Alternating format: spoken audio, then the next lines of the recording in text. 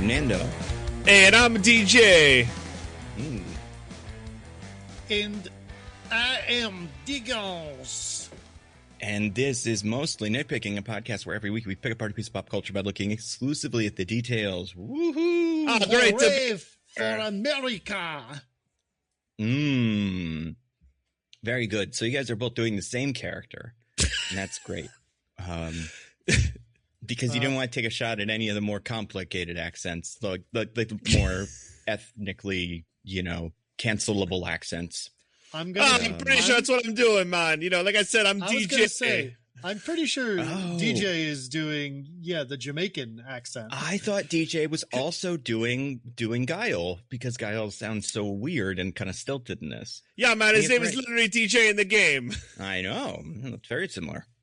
Mm-hmm. You guys are very, very similar. And there's something else about him. I feel like I've maybe I can't seen quite him put my finger on it, but I can't remember it. Yeah, maybe me neither. Get to it. I don't know. Well, this is my last episode. It's been great knowing you, everybody. And I'll see you on my new podcast on Rumble. I'm going to do a podcast. Do they do podcasts? I'm going to do a podcast on Rumble. Maybe they do podcasts. Yeah, maybe. Yeah. Every single one of them has a fucking podcast. DJ, you're going on Joe Rogan now after this. Yes. He's going to tell me the comedy mothership. Yeah. Mm-hmm. I'm going to go do a Kill Tony, and I'll just do a bad Jamaican accent the whole time. And then, Kill Tony will probably be like, you did a pretty good job. Here's a pen or whatever. You're a genius. Come on, flow with me, or whatever it is he says. Very funny. Yeah, you're breaking bounds. This is awesome. I hope you have a good future ahead of you. Yeah. So speaking of that, we got news this week. In fact, this is a story that came out. Technically, I mean, we've heard about this a day or two ago, but it's a story that came out today. I'm just going to read. After a bruising split with Lucasfilm in a quietly resolved lawsuit, the former Mandalorian star Gina Carano is rebuilding on her own terms, rekindling ties with Jon Favreau, Pedro Pascal not so much, and stepping back into the cage for a high-stakes Netflix fight that could reset her Hollywood future. You guys, Gina Carano's back, apparently. Wow. Oh, my goodness. Awesome. Speaking of right-wing grifters. Yeah, speaking of podcasters and stuff. She, I don't know what happened, but I know what happened is the election and stuff, but, she's back. Pretty good. Wait, okay. She's back doing what? It seems like she might go in Star Wars again or something. She's gonna probably not get that movie that it seems like they were building her up for, but she's probably gonna show up in the Mandalorian season, 4. Or Mandalorian and Grogu 2, or maybe she's already in it. I have no idea how any of this works. Maybe she's the post-credit scene. Yeah, this would be a good way to prep for it. Does Mandalorian, it takes place at the same time as Ashoka, right? Because they met each other once. Oh, man. I never watched Ahsoka, so I don't know what's going on with that show. It's so hard for me to know. That one's filming now, I think, or filming at least to come out later this year. So that'd be where you would stick her if you wanted to, make something the Gina Carano thing. But yeah. Wait, Nando, you really think they would just randomly stick a character from a different show into one of these Star Wars shows? Maybe even give them an entire episode that's just about them, even though it makes no sense for the storyline of the show that it ostensibly is? There's probably 2, maybe 3 explanation or things that you could be referring to. I assume you're making fun of whichever one had the other one in the Mandalorian Boba Fett show. Which one was that? Was it? There was a bit of a Mandalorian in the Boba Fett show, just out there was of nowhere, just a full episode of the Mandalorian. Was one of the 6 episodes of Book of Boba Fett for some reason. That was pretty cool. I mean, to be fair, it was better than the Book of Boba Fett, 'cause that show was bad. So, if they had put an episode of Breaking Bad in the middle of that also would have been an improvement. I'd appreciate that.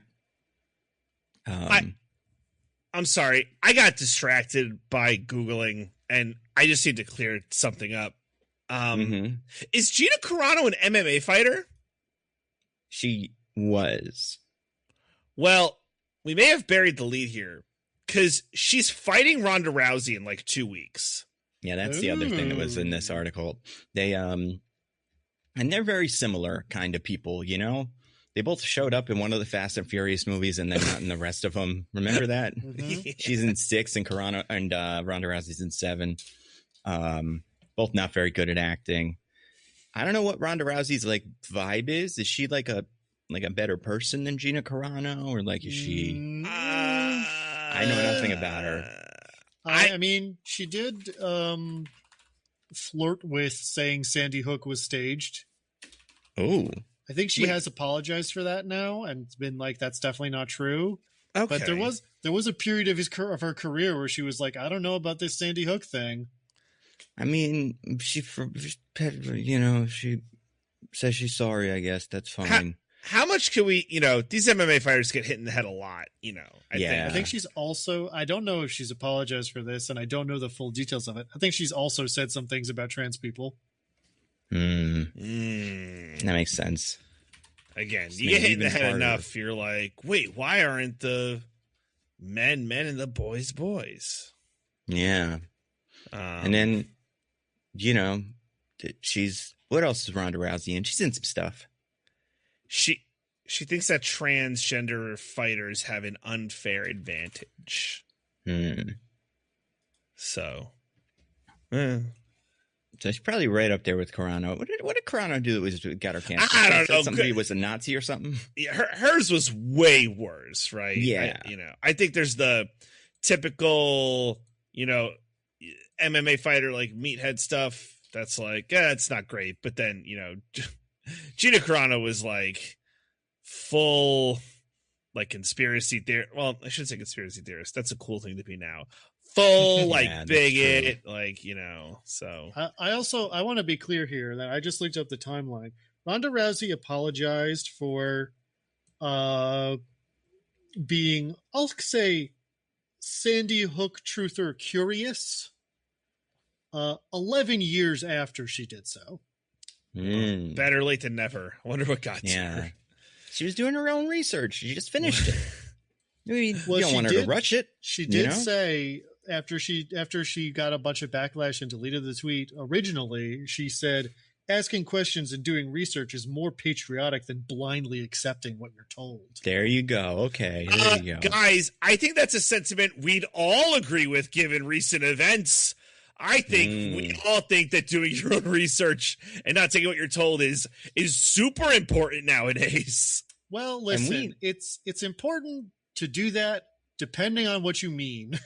And this movie that we're going to talk about isn't about necessarily like doing your own research, but it's about, rebelling against the state. It's telling you not to do a war, and then you decide to do one anyway, like it's a rebellious movie. Very applicable to our modern lives. That's true. We think, oh man, we're so lucky that Ronda Rousey just got uncanceled, because otherwise she'd definitely be in either the Street Fighter movie this year or the Mortal Kombat movie this year. Like, there's no way she would have not been in both. Yeah, it's true. I don't know. I feel like Hollywood has realized that she's really bad at acting, and she's also not that popular anymore. That is the problem. Yeah, she did kind of lose it. I'm Ronda curious. Rousey, Oh, sorry, go ahead. I was going to say, she was in the Entourage movie, if you remember. That's like her claim to fame. Yeah. Unfortunately, Nando, I can never forget the Entourage movie. And that was pretty cool. I think it's DJ, interesting. what were you saying? I just think it's interesting that Ronda Rousey is fighting for. Is this like the first time in like forever? She did pro wrestling for a little bit. This is her first fight in like 10 years. Damn. Yeah, she's like, I mean, she's been making that Prairie movie or whatever the fuck she was doing on Ben Shapiro channel for a while. So. Oh no, sorry. I meant this is Rousey's first fight in 10 years. Oh, she's been coasting off that Entourage success for 10 years. So why bother working? Man, I wonder what got her to come back. Netflix money. Like Gina Carano, this is a no-brainer, but like Ronda Rousey, like unless like I don't know, if she like, let's say she taps into classic Ronda Rousey and fucking just like destroys Gina Carano in like 3 seconds. It's not like she could like make a return to do this full time. Like, she's 39. Like, it's not really a path there. So maybe it's an awesome Netflix payday. I mean, I bet she does okay because it seems like she does wrestling stuff every so often. Like, she was at WrestleMania 39. She hasn't done wrestling though in at least 3 years. Sure. She also seems to be the current voice of Sonya Blade in the Mortal Kombat games. So that's probably okay money, and that's probably pretty reliable. She just wants to beat up Gina Carano. Maybe Ronda Rousey's cool. Maybe. She's like, I hate this bitch. Wow, Ronda Rousey shouldn't say things like, well, she could say it, I guess, because she's cool and tough. She could say it. Are they like, do we have any other, well, there were rumors the other day, that, because one of the guys who makes the Mr. Miracle show started following Rhea Ripley. People think she might be Big Barda in the new, whatever it is, Mr. Miracle show. That would be interesting, So, maybe she'll be the one, because there was a while where we had actors that were wrestlers, then they were all bad. Now we have good ones, and that's the guys. The women are a little bit behind, a couple of years. These are we're currently working through their like Hulk Hogan babysitter movie years. And eventually we're going to come out on the other side once one of them can become like a star. Eventually we're going to get some The Rocks, some John Cena's. And then after a few of those, we're going to get a Dave Bautista where you're like, wow, they're actually pretty good actors.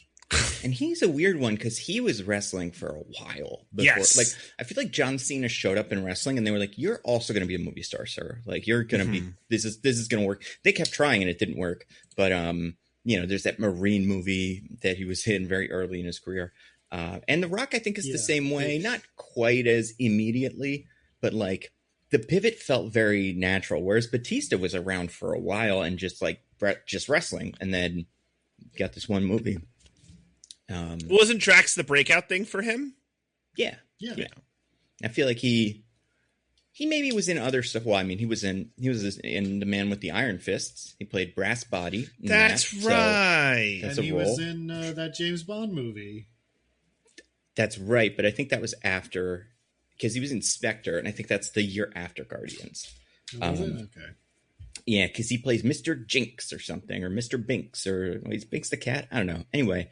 What was I going to say? Ronda Rousey. Are there any actors or female wrestlers, DJ, that you think would be good actors that you think are like they got a career coming up? Because that's a tough one. Like, I think Becky Lynch is really good at what she does. I'd love to see if she could translate that into like I would have liked to see her in like an Expendables. To like see like how audiences respond to her, because she's very feisty. She's like that like Becky Lynch would be my pick. Hey, wasn't one of the Mandalorians the professional wrestler? Wasn't one of Bo Katan's like guys a famous wrestling woman? I want to say it was the one that's associated with like Snoop Dogg or something, but I don't know her name. This she like tough. She's not his daughter though. Maybe like his niece or something. She's the one that called herself boss. Everything's fucking boss this and boss that. Sasha Banks. Oh yeah. Is she related to Snoop Dogg, or did I make that up? I don't know if she's related. I know she is at a minimum friends with Snoop Dogg, but I don't know if she's related to Snoop Dogg. That might be it. First cousins, apparently. Really? Wow. Yep. Awesome. Yeah. Well, so maybe it'll be her. I mean, she hasn't done that much stuff since then, I would imagine. Nothing of note, but that's a start. That's pretty cool. Yeah. Remember China? I feel like they tried to make China a movie. Yeah. Oh man. Yeah. Eighth wonder of the world, but then they didn't do it because it just didn't work. But there's still time. I mean, they're probably going to make another Mortal Kombat movie. It looks like this next one's going to do okay. Reviews have been pretty, agreeable. We'll see about that. Yeah, I feel like most of the reviews that I've seen have been like, it's dumb, but it's fun. And like, that's what I kind of think it needs to be to make money. And I think the same looks true for Street Fighter. So I feel like there's more roles that'll open up for, different professional wrestling women in the future. I hope. Be great. Yeah. But until then, speaking of movies with, no professional wrestler women, probably a professional wrestler man in there somewhere, but none I recognized. I don't know. DJ, did you recognize any of them? No. Well, yeah, me neither. We might get into it, but because of a couple of hires, most of the actors in this movie were very unknown. That makes sense. So yeah, we're going to talk about the movie Street Fighter, the one from 1994. Now, and this is technically a debt. This is a debt. So yes. For people that are like, that doesn't come out till October. That's true. But I feel like because Mortal Kombat's coming out, it's worth talking about it. We've already done all the Mortal Kombat movies. And there's so many Street Fighter movies. I think what's going to happen is we're going to get to October. And then we're going to be like, shit, we don't have time to do The Legend of Chun-Li or the animated movie with the insane ending and all of that. So like, I think we'll want to do those. That's why I want to get Street Fighter out of the way now. And then we'll work up to it. It's the year of Street Fighter, I guess. So is this a debt that's like, it's an expansive debt, or it's like, hey, we're all No. This is the one debt. I'm just thinking like, these movies are this, especially the animated movies, so weird. I think we should do it. It's pretty funny. Okay. So they're also different. Mm-hmm. So for our purposes for counting, because this matters, it matters to me. I don't care if it matters to you two. We are on a 3 debt streak. And if we were to, let's take it to it next week, it'd be a 4 debt streak. How much money have you put on Kalshi, DJ, for how long our debt streak will be? Well, I would never bet on something on a prediction market that I could control the outcome of. Let me just get this out of the way here quick, because we're almost at the half hour mark. Balance dollars 586,000. The number 2, Venmo and dentist. Let's get this out of the way. That is an expensive dental surgery you got there, TJ. I'm assuming you're reading the check you sent to the dentist. And that's great. How'd you know? It's just reading dental bill stuff. Wow. Well, that's great. And I hope whoever bet on that check was for no one. It wasn't even for me. I have no idea what just I happened. said it was for no one. Wait, do you really not know what that is a reference to, Diggins? No. Oh, there's like all kinds of bets on like whether people will say specific words during things. So like if Carolyn Levitt says this word during press conference, or like Jerome Powell says, balance or whatever. Yeah. Or like a TV show one, like if like there was one. I mean, John Oliver talked about one where it was like if John Oliver will say this in his episode. So as a thing, people will kind of see it and realize that like Carolyn Levitt, almost like a whose line is it anyway bit, are like working certain words into the speech, and you're like, because she bet on it. Yeah. Okay. You see, unlike you guys, I don't spend time on prediction markets, so that's why I didn't understand that. No, you're clearly just not online enough, Diggins. Yeah, you don't watch enough videos taking down prediction markets. Yeah. That's where I get all this stuff. Get more online, bro. That's right. But speaking of markets, very important markets are discussed in this movie. We got to talk about Street Fighter 1994 because it is the movie. So we're going to talk about it. I'm going to go through all the normal stuff. Diggins, because you recognize more legal movies than DJ did. Yeah, and Buzz Faster. DJ in legal movies. And maybe I was robbed, but that was so long ago we can't even remember. Again, you were crushed. I don't know how you could possibly be robbed. Remember it that way, but that's fine. We continue on. You crushed him so that you could rob him, like he got jumped, kind of. I see. So it was like a mugging. Exactly. Okay. Which is legal. I'm mostly nitpicking for sure. Mm-hmm. We don't have a law against it. Nope. There's only one law in mostly nitpicking. We all know what it is. Mm-hmm. I have to be half an hour late to every recording. That's the rules, and we just do that every time. I really wasn't sure what the rule was going to be.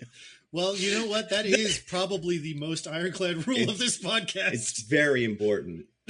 That joke was only for 2 people, but it's awesome. Yeah. Well, I'm doubling your joke range, DJ. Yeah. All you have was 1.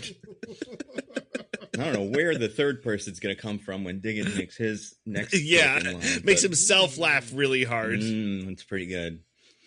Yeah, it's Jimmy Fallon over here. Well, anyway, back to Diggins. So you are in charge of this one. So take it away with all of the pageantry of Mostly Nitpicking. That's right, because here at Mostly Nitpicking, we play a little game called the IMDb, B as in spelling bee, where my two esteemed co-hosts have to try to guess the IMDb summary for this movie. Now, you might be asking yourselves, where does IMDb get those summaries? Well, I will tell you. They have a room at imdb.com headquarters that is filled with chimpanzees who have been given a piggy bank full of quarters. So the chimpanzees eventually will smash the piggy bank. And then the ones that don't use the porcelain shards to engage in like knife fights with each other, which does happen.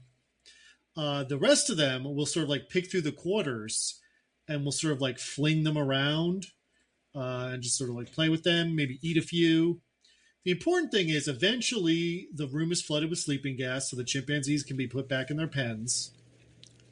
And then the interns are forced to go through the room, clean up all the chimp feces, and catalog what side each coin ended up on after the chimps were done with it, either heads or tails. And then those patterns of heads and tails are translated into Morse code, which spells out the summaries for the movies that came out that week. Sure. So I have the pattern of chimpanzee coins that was put together for Street Fighter 1994. And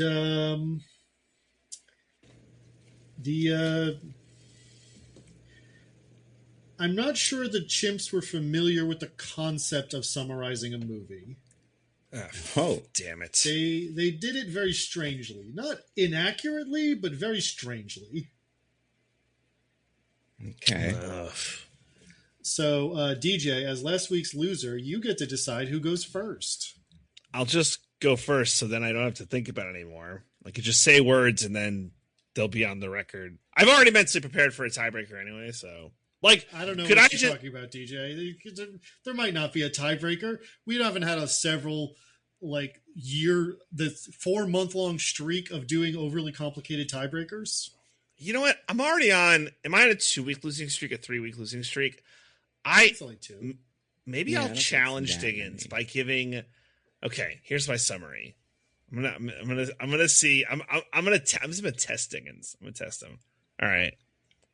This is my summary for Street Fighter. A bunch of fighters get together to take on M. Bison, and they do their best, and they try hard, and they do a good job. The end. Okay. All right. Okay. I'm going to give a more nuanced summary. So DJ has something to compare it to. But I've been thinking about this since I started watching it. It's like, which plot lines do you follow? So I'll say, on the in the war between the, what are they called, like Allied Nations or something? And they are called Allied Nations. They are now that, yeah. And Shadaloo, a hotshot commander must team up with, 10 people, but mainly a couple of rogues and a reporter with a secret to defeat the mysterious and powerful M. Bison before he takes over the world using an army of super soldiers or something. And that's it. Okay. Wait, I feel bad. I feel like I was a bad sport. Should I do a real summary? Because mine was different from Nando. I was about to say, incredibly, I do think DJ's is better. Yes! Wow. Better enough to win outright, or better enough to No, not better enough to not do a tiebreaker. Okay. But I do think it's actually better. Yes! I need to try less from now on. Less effort. Let's go. Well, minimum effort. This one is really weird. Nando tried to do it for real, and that was the wrong decision. Yeah. Well, what is it? Okay. Yeah, I got to hear it now. The actual summary on IMDb is: in the midst of a civil war in Southeast Asia, a general raises the stakes by kidnapping 63 UN relief workers. And then here's the part that DJ weirdly kind of nailed. To free the hostages, a colonel leads a group of fighters who will have to use all their skills to be successful. Wow. That's insane. That's crazy. Civil War? I guess so. Yeah, it's technically a civil war. Yeah. That's funny. Yeah. Oh my God. What is Shadowloo in this movie? In this movie, it's a country in Southeast Asia. Yeah. Okay. Is it standing in for any specific country? Like, is it North Korea or something? Or like, is it just another one somewhere? I mean, they filmed in Thailand, but I think they were just like, whatever. Just one. Okay. I couldn't tell if they were doing like a Vietnam thing because the radio guy was like, "Good morning, Shadowloo." That was literally the guy in real life who did that in Vietnam in this movie. Oh, really? Wow. They got him to just do that, yeah. They got him back. Worth every He's penny. great in the credits. I love him in the credits. So fun. But anyway, DJ, you got the advantage there. Awesome. So that means you come into this tiebreaker with a point. Yes. A tiebreaker? Oh, no. A tiebreaker, that's right. Even though there isn't a tie. Who could have guessed? So, how familiar are you guys with the Street Fighter video games? Oh, no. Somewhat familiar. I think I played one of them, and I know most of the characters through more Marvel vs. Capcom games. But I'm probably in the same boat, but less, because I don't even think I've played one. You never played a Street Fighter game? Nah. I'm not like I never played a Mortal. I think I played a Mortal Kombat game. I was Soul Calibur. I was a big Soul Calibur Soul guy. Calibur is good. They need to get in Tekken. We need to get that one going. They made a movie of that. We should do that one of these days. Not a Soul Calibur, Tekken. But anyway, so that's our answers, kind of. We saw a guy on screen and went, oh yeah, he's in the game. Every maybe 2 minutes in this movie. 100%. That's going to help you here. Because, okay, good. I put together a little game that I like to call Choose Your Fighter. Okay. So here's what I'm going to do. I have a list here of a bunch of win quotes that the characters in this movie say when they win a match in specifically Street Fighter 2 and its many variations. Okay. Gotcha. Okay. I am going to go through these. I have 11 of these. Okay. Cool. Not 11 quotes, but 11 selections of quotes. Mm-hmm. Okay. And I'm going to start reading them out. I'm going to start with ones that are more generic and then go more specific as I go on. At any point as I'm reading these, one of you guys can buzz in, with your mouth noises. Okay. And tell me who that character is. Gotcha. All the characters I selected are in this movie. Okay. But their fight quotes are from the game, or the fight quotes are from the game, but the characters are from the movie. So you don't need to know any characters that are not from this movie. Okay. I feel like at least once in the movie they say their fight quote. Not all of them, but I can remember hearing one and being like, "Oh yeah, that's from the movie or from the game." But anyway, how are we saying? Just how are we saying a thing? How are we buzzing in? What's your buzzer sound, DJ? You get to choose. It's got to be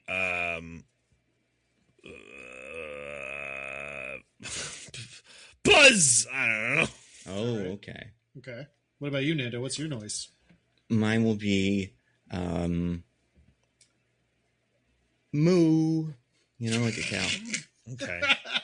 B movie, cow movie. That makes sense. Exactly. Yeah. B movie, Animal Farm.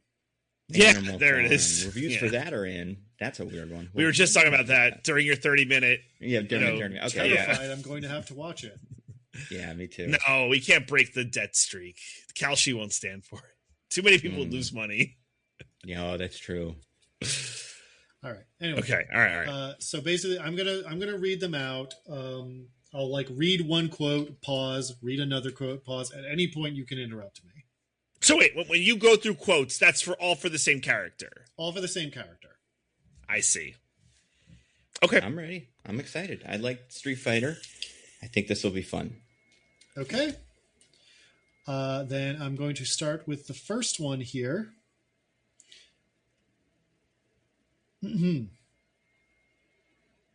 Why did you lose? Because you still value survival more than victory. There's no place for emotion in battle, so dry your tears and leave. Moo. Nando? I'm going to say this is Sagat. That is incorrect, Nando. Damn. Dangerous. Now, I am going to read what would have been the next one, DJ, and then you have to guess. Okay, fair enough. All right. Easy operation. Oh, Dalsim. Incorrect. No, what? It probably would help to know, DJ, that in the games, Dalsim is not a scientist or a doctor of any kind. Fuck! Yeah. The movie betrayed me. Damn it! Mm-hmm. Maybe this next one would have gotten it for you. Go home and be a family man. Oh. What? Then, wait, are we still going? I've or we're heard both that out? before, but I can't remember what that is. And then the final one, when in doubt, I sonic boom. Okay, yeah. Then It's Guile. It's Guile, yeah. I've definitely heard the Family Man thing before. Okay, interesting. It's been a while. Well, easy operation, like a military operation. Fuck. Yes. Damn it. All right, so none of you got that one. That's okay. We still got 10 more. All right. Okay. DJ, you still have 1 point from winning the summary. So we just have to both fail a line. That'll be fine. Okay. No. All We're right. going to turn it around. Here we go. The next, number 2. Seeing you in action is a joke. Now you realize the powers I possess. Bzz. DJ? I'm just going to guess M. Bison. That is incorrect. Damn. Okay. All right, so Nando, you get to hear the next one, and then you have to guess. Gotcha. I survived a dog-eat-dog world. You're just a puppy. That's a good name. That's a good line. Which one of them survived a dog-eat-dog? I mean, maybe this is Dalsim, because he has powers. That is incorrect. I'm afraid that this was Blanca. Did he survive? The next one might have helped, which was The Jungle Taught Me Secrets You Will Never Know. Oh, okay. Yeah. I can never the remember final what one, his real origin is. That's what I was waiting for, some sort of growl or something. Well, that was the last one, because I would have made it the most obvious. Yeah, okay. Yeah. All right. Number 3, then, still 0-1.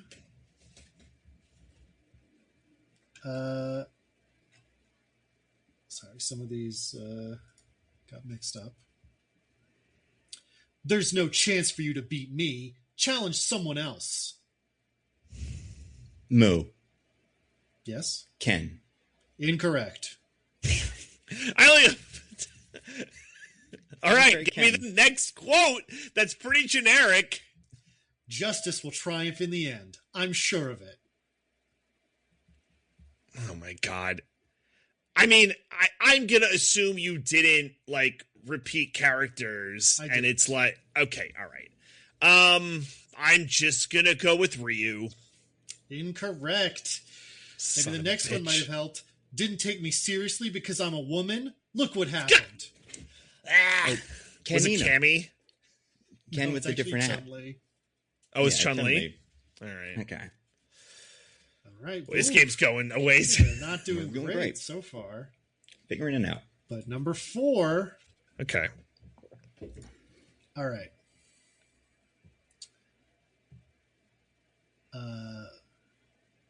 Victory is truly magnificent. Why choose anything else? Moo. Yes? Vega. That is correct, Nando. This was Vega. How? That's Vega's How? vibe. Because How? Vega's like the fancy guy. Victory's Yeah. magnificent. Like, that's how he, you know. He doesn't have a lot of ones that are not like, I find your suffering exquisite. Victory is beautiful, and so am I. Okay. Right? Yeah, he's one of the ones that I feel like they characterized pretty well in this movie compared to how he usually works in the game. As opposed to like turning Dawson into a doctor or mad scientist or whatever. All right. So we're 1-1 now. Wow. Moving on to number 5.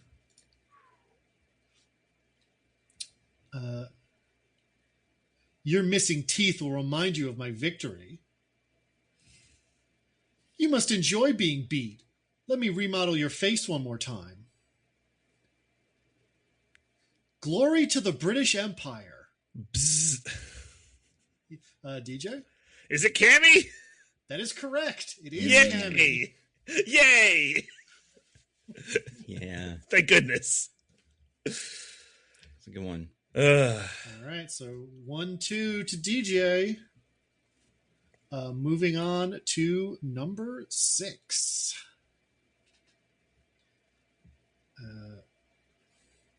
As I get rid of ads annoyingly popping up on this screen. Nah, you hate the ads. It's another one where it's a little hard to pick ones that Don't give the game away. Yeah. Okay. Hand is on the buzzer. My bruises are testament to your skills, but the ultimate result was inevitable. Is this Zangief? That is incorrect, Nando. So get one more. All right. Yes, you get the next one. Be glad I spared your pointless life. Now crawl out of my sight. Is this M. Bison? This is M. Bison, DJ. Good job. No. The next one was, you had me cornered, but in the end, evil prevails. Yeah, all right. All right, so that is 1-3 for DJ now. He's starting to pull away. But there's still 5 of these left, Nando, so you can still come back. More than enough. Plenty of time. Yep. All right. So, moving on to number 7.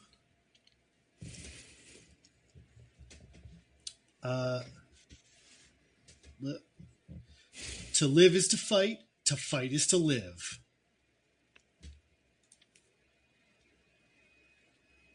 There's nothing like a fair fight. It improves both competitors. DJ? Ken. That is incorrect. Fuck. Okay, let's hear that last one.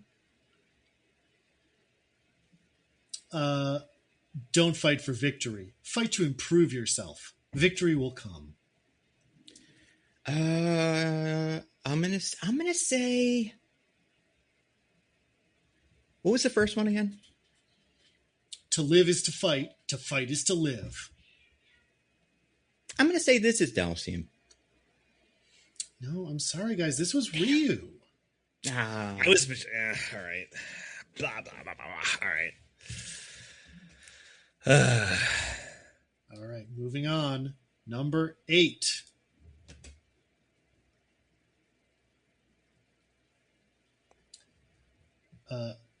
I worked up a nice sweat. I hope we can have another match. I have patience and an iron defense. You have a match loss. Oh, DJ? I'm going to say E Honda. That is correct. Oh, man. That's a good one. I wasn't going to guess him at all. I had 2 that were not him. The next one would have given it away, which was, you're not worthy to carry my loincloth. Nice. All right, so that's, 1-4 now for DJ? Yeah. That's right. So, Nando, you need to get the next 3 to tie it. Okay. You can do it. All right, moving on to the next one. Get up. It's too early for you to be defeated. You're not bad, but not good either. All right, I've got that burning feeling in my fists again. Bzz. Moo. Oh. I heard DJ first. Okay.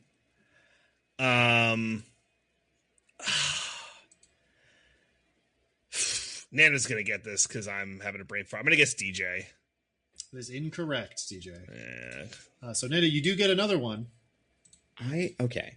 I think, yeah. I'm going to feel stupid. There's 3 characters that have fire as their thing. Well, I'm going to give you another one here. Right, yeah.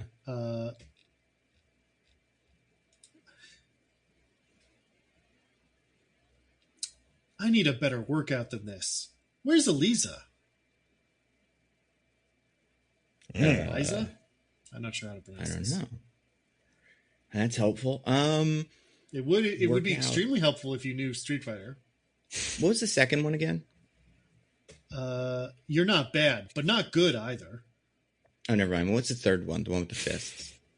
All right, I've got that burning feeling in my fists again. I'm going to say this is Balrog. That is incorrect. Oh.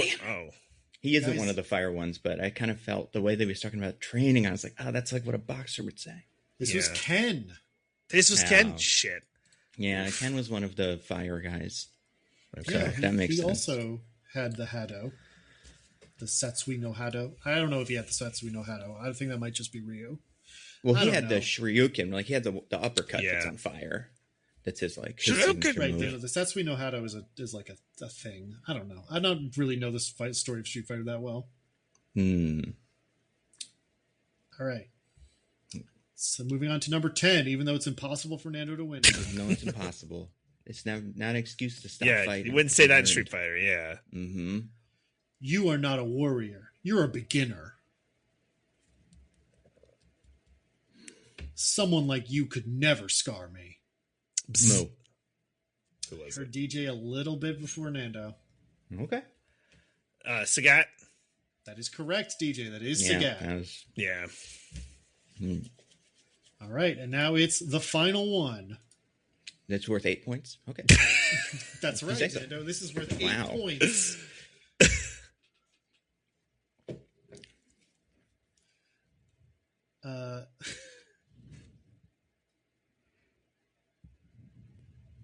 Get up, you wimp.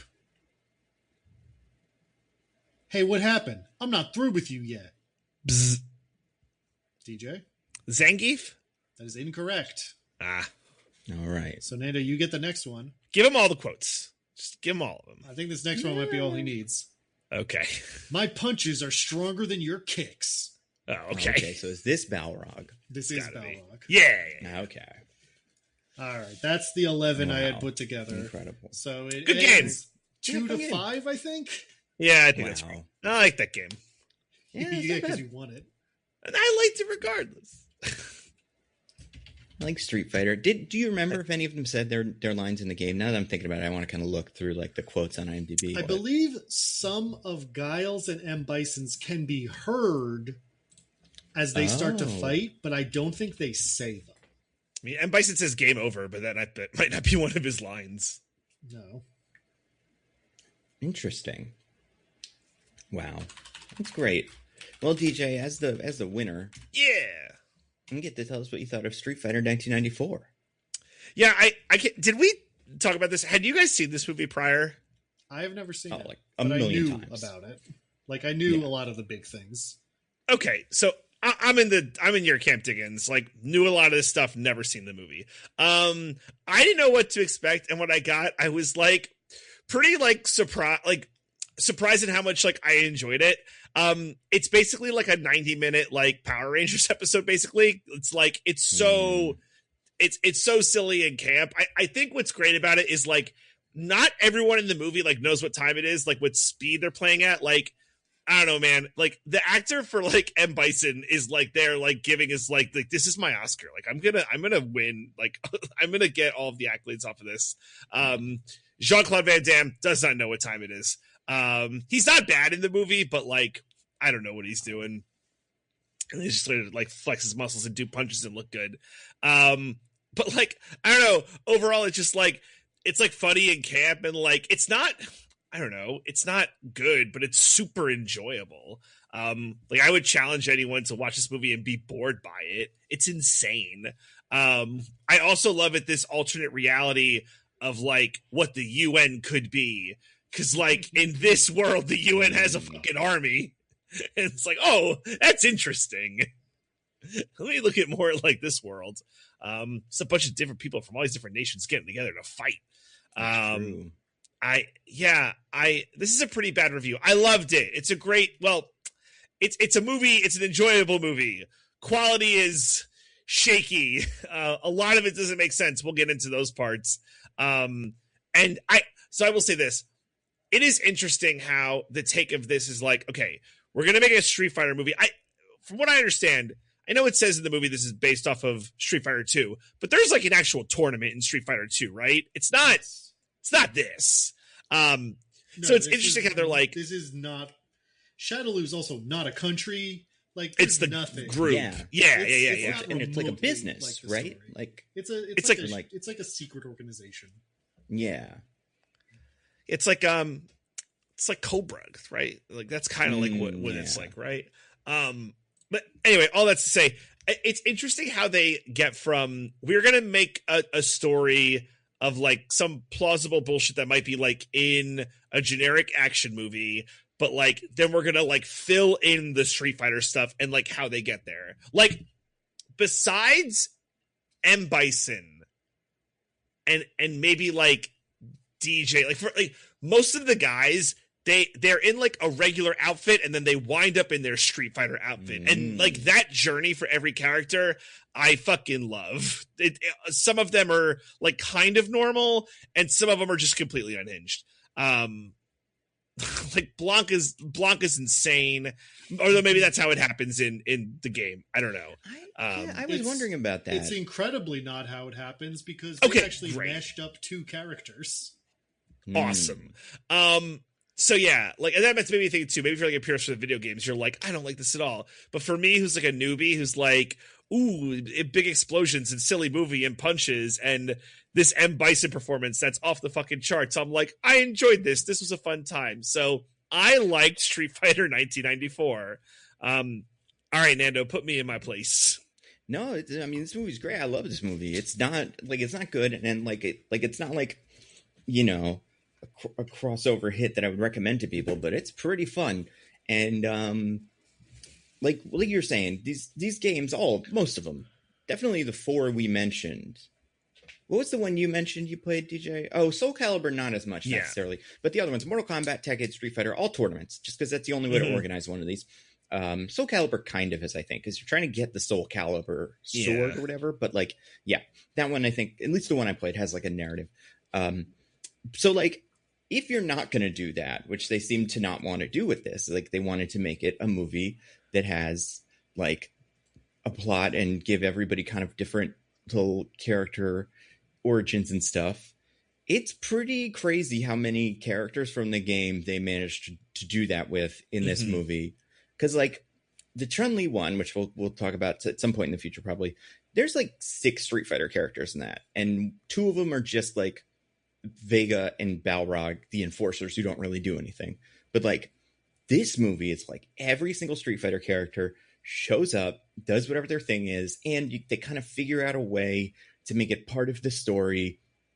It's very dumb, but yeah, I think everybody's good in it. I do think if it has one like kind of flaw, and this is the tough part about a Street Fighter movie too, because we'll talk about this with the new one this year, is like you really get to choose who's the protagonist of it.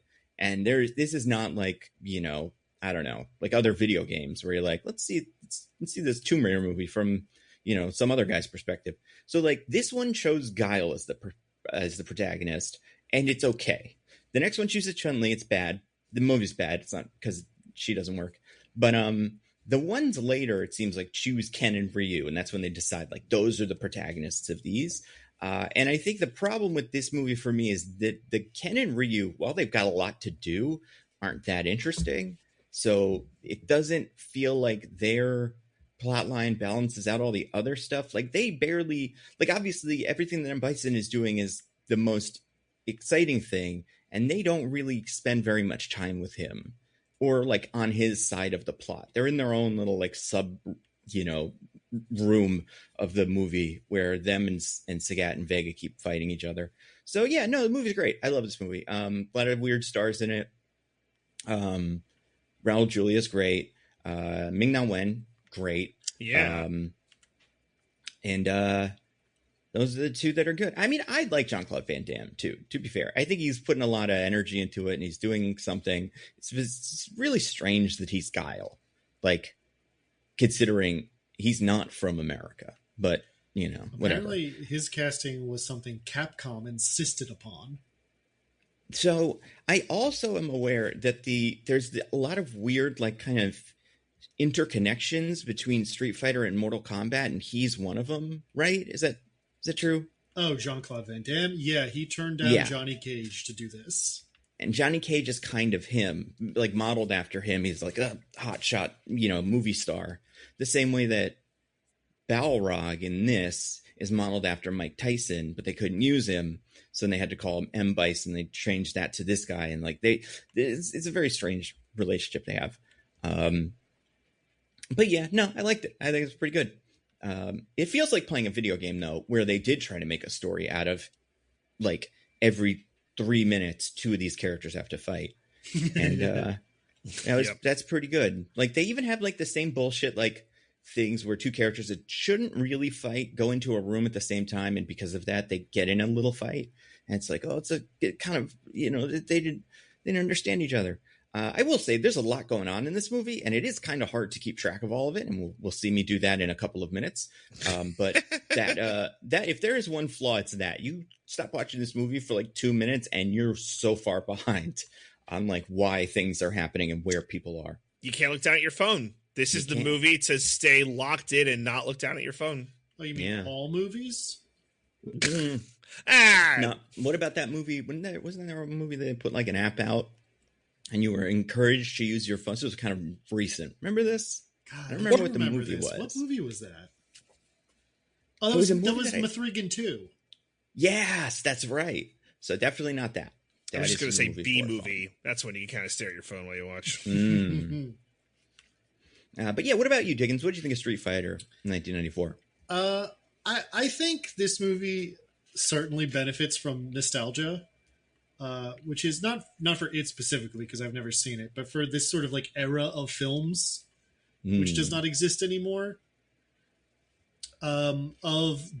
Well, first of all, the video game adaptation where nobody involved gives a shit about the video game. Yeah. Which this and the Super Mario movie, the first Mario movie, are really the poster children for that. I feel like, well, this is a lot more faithful in like visuals than that movie, but still. But also just the sort of like low budget, campy, kind of cheesy action movie. Like the version of this that exists now is like very different from this. They tend to be much less silly, which is less to my personal taste.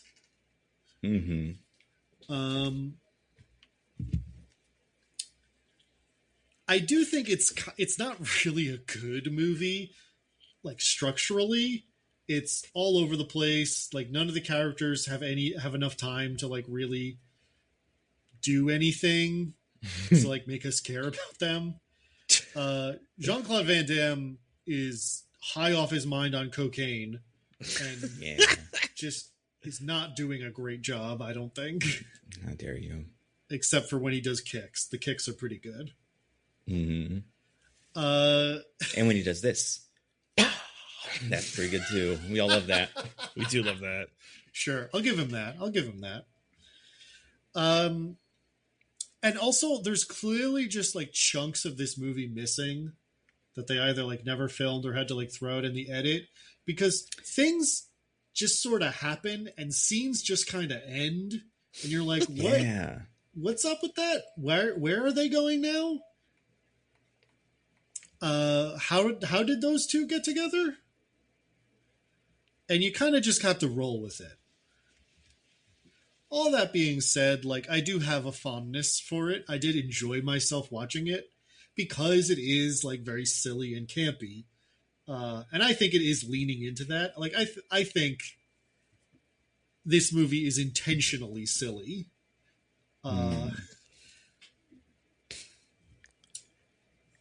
And Raul Julia, of course, many people have said, is just having so much fun, which is great.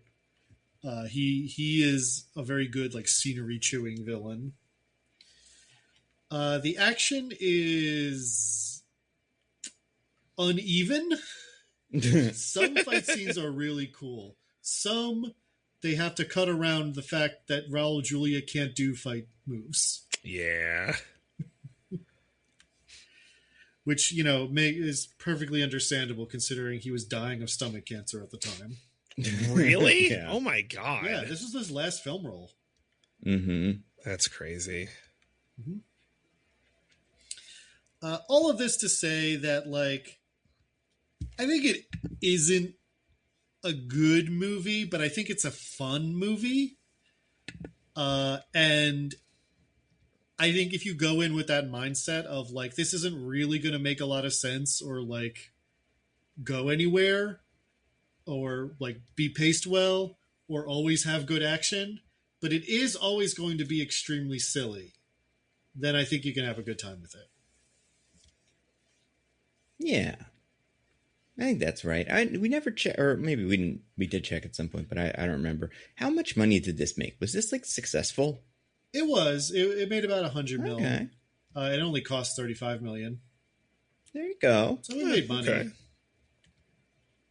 That's great. It was critically reviled, though. Huge critical bomb. I could see that. I really do think, like, I don't know if it, like, suffers from Jean-Claude Van Damme, but I think if you do this movie with a traditional American action hero playing Guile of the time, like, who's kind of that in the mid-90s? I don't think you could get away with, like, Stallone. Kurt Russell, maybe, but I don't even know if he's this. But either way, I think if you do that, people maybe wouldn't think it's as dumb as it is. But Jean-Claude Van Damme as Guile brings a level of dumb to it that I think a lot of critics just can't get past. Yeah. Because he's just such an insane piece of casting. Well, and, like, to Diggins' point, and coked out of his mind on this movie and has, like, one speed. And it's just, there's no levels to his performance.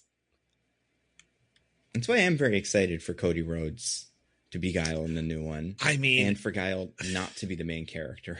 Yeah, no, the second part, yeah. But, like, we don't know that Cody Rhodes is a good actor. Like, we just don't know. I feel like he's probably better than this. But also, don't we know he was in something, right? Something kind of recent. Was he? Yeah, he was. I mean, maybe not. Oh, yeah, he was in the... Oh, yeah. He had a very small role in the Naked Gun movie that came out. Oh, that's right. He was the bartender or some shit, right? Yeah. Oh, yeah. I forgot about that. Okay. I did too. That was a funny scene. It was, a very funny scene. Yeah, you know what? That's better than anything. I mean, not better, because everything that Jean-Claude Van Damme is doing in this movie is amazing. But just that line read alone of, like, he's dead or bad or whatever he says when Liam Neeson asks him how his clearly dead brother is.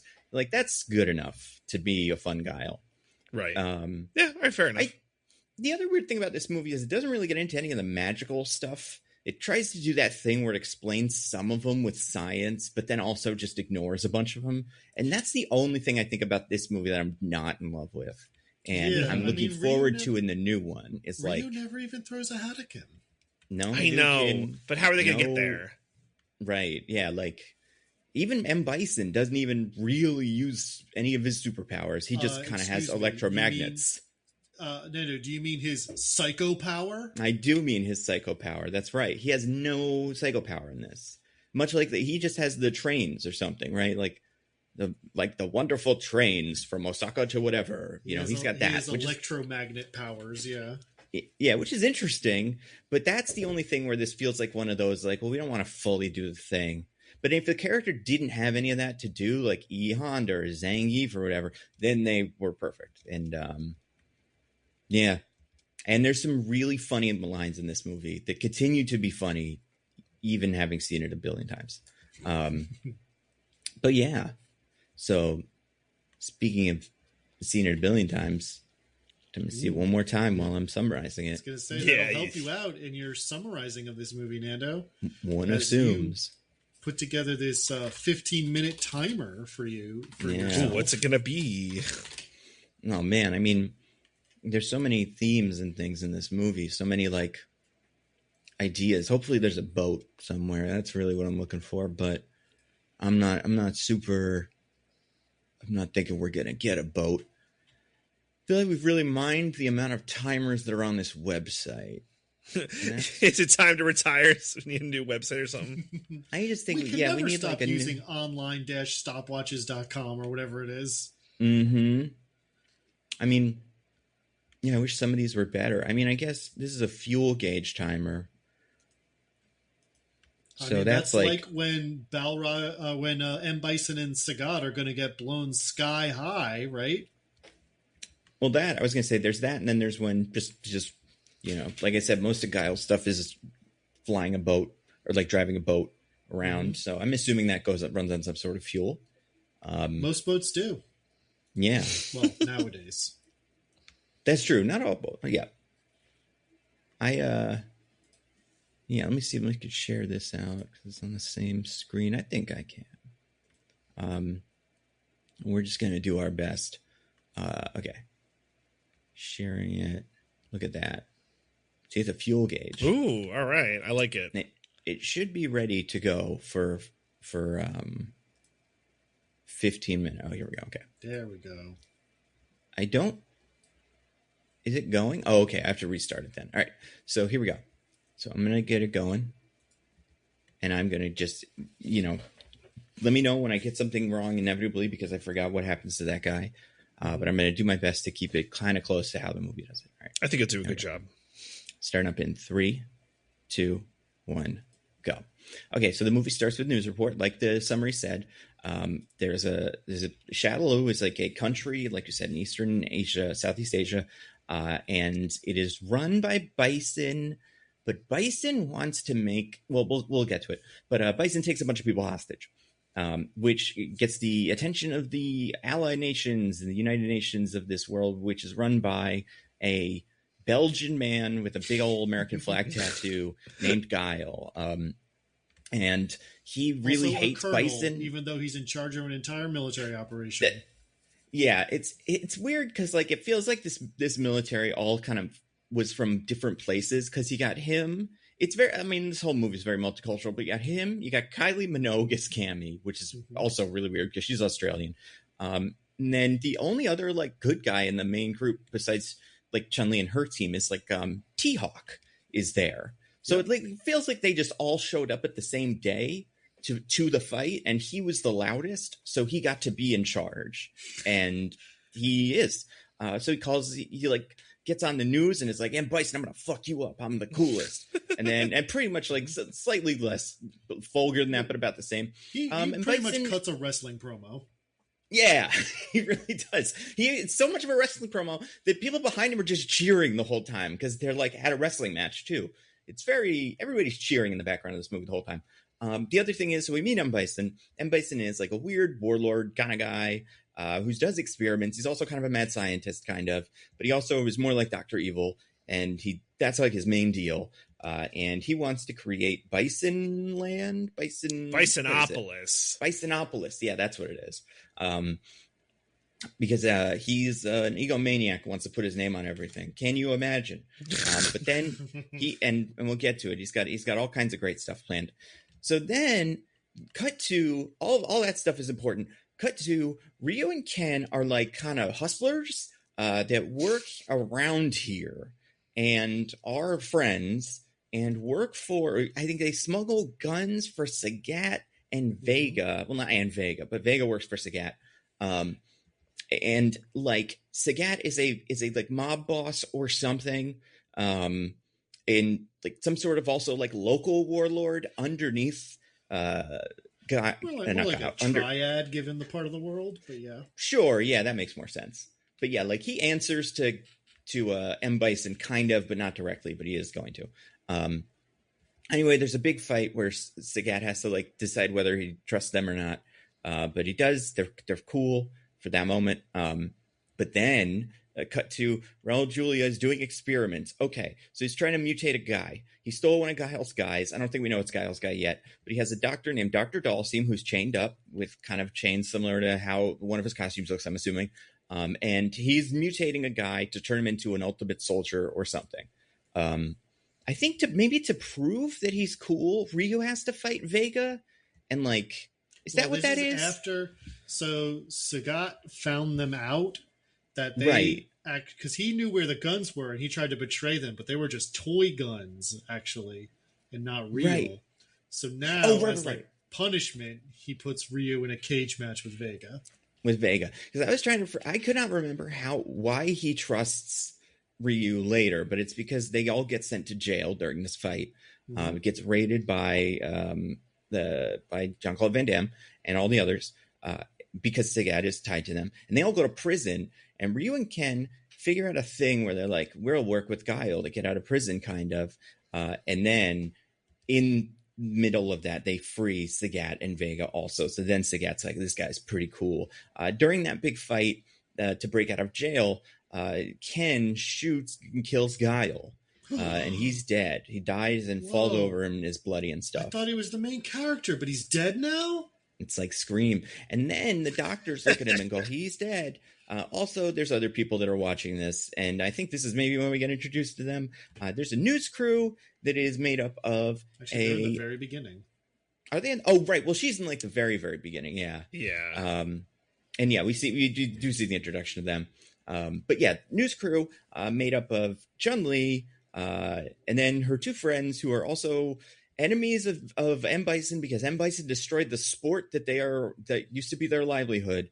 A sumo wrestler named E. Honda and a boxer named Balrog. So they are all also up to something. It seemed like they were just news reporters, but maybe now there's something else. And it turns out that they're going to spy on M. Bison, and also maybe they're like going to sabotage him and stuff. And Chun-Li seems to be in charge of all these people. She finds out that what's his name, Guile, is still alive. They flirt a little bit. It's weird. But then he's like, "Oh, you're cool too. I'm cool." So then they come up with a plan to sneak into Sagat's like place via a magic show. Well, they're not working together yet. Guile tries to have Chun-Li arrested, but she escapes. Oh, right. Yeah, that's true. This is where they kind of go like, we're both on the same side of against M. Bison. So Chun-Li and her team are there for the arms deal between Sagat and M. Bison. And Chun-Li does like a little kind of dresses up like a dancer or something. Which, to be clear, is the next scene after she escapes from the jail. There's no setup or anything to the fact that they've infiltrated this meeting.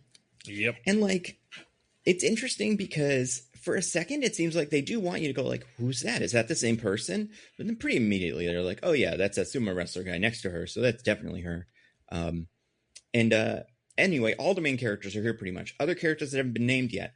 DJ, played by Joanna Man himself, is one of Bison's like, I don't know, guys. And then, because he's not like an enforcer, he seems to be more of a tech guy. And then Zangief, the big Russian guy, is Bison's main muscle. So they're all here for this. There's a big fight. Oh, also, this is where Sagat is like, Bison's kind of crazy, because Bison is like, I'm going to make you king of Bisonopolis, and I'm going to give you all these Bison bucks. And Sagat is like, that's bullshit. I want money. Worth 5 times the British pound. 5 times, incredible. Yeah. 5 British pounds, which is this price they will set after he kidnaps the queen. That's right. So then Bison manages to capture all the good guys. Well, not all the good guys, I guess, because Guile isn't there. But the other 3 good guys. And because the good guys have met up with Chun-Li, Ryu and Ken have met up with Chun-Li, they know who they are. And they're like, oh, we can use them to trick Sagat into trusting us. So he rats them out. And that makes M. Bison also trust them. And M. Bison manages to kidnap the other 3. At the same time, they like blow up all of his shit, like because they're like trying to fuck with M. Bison.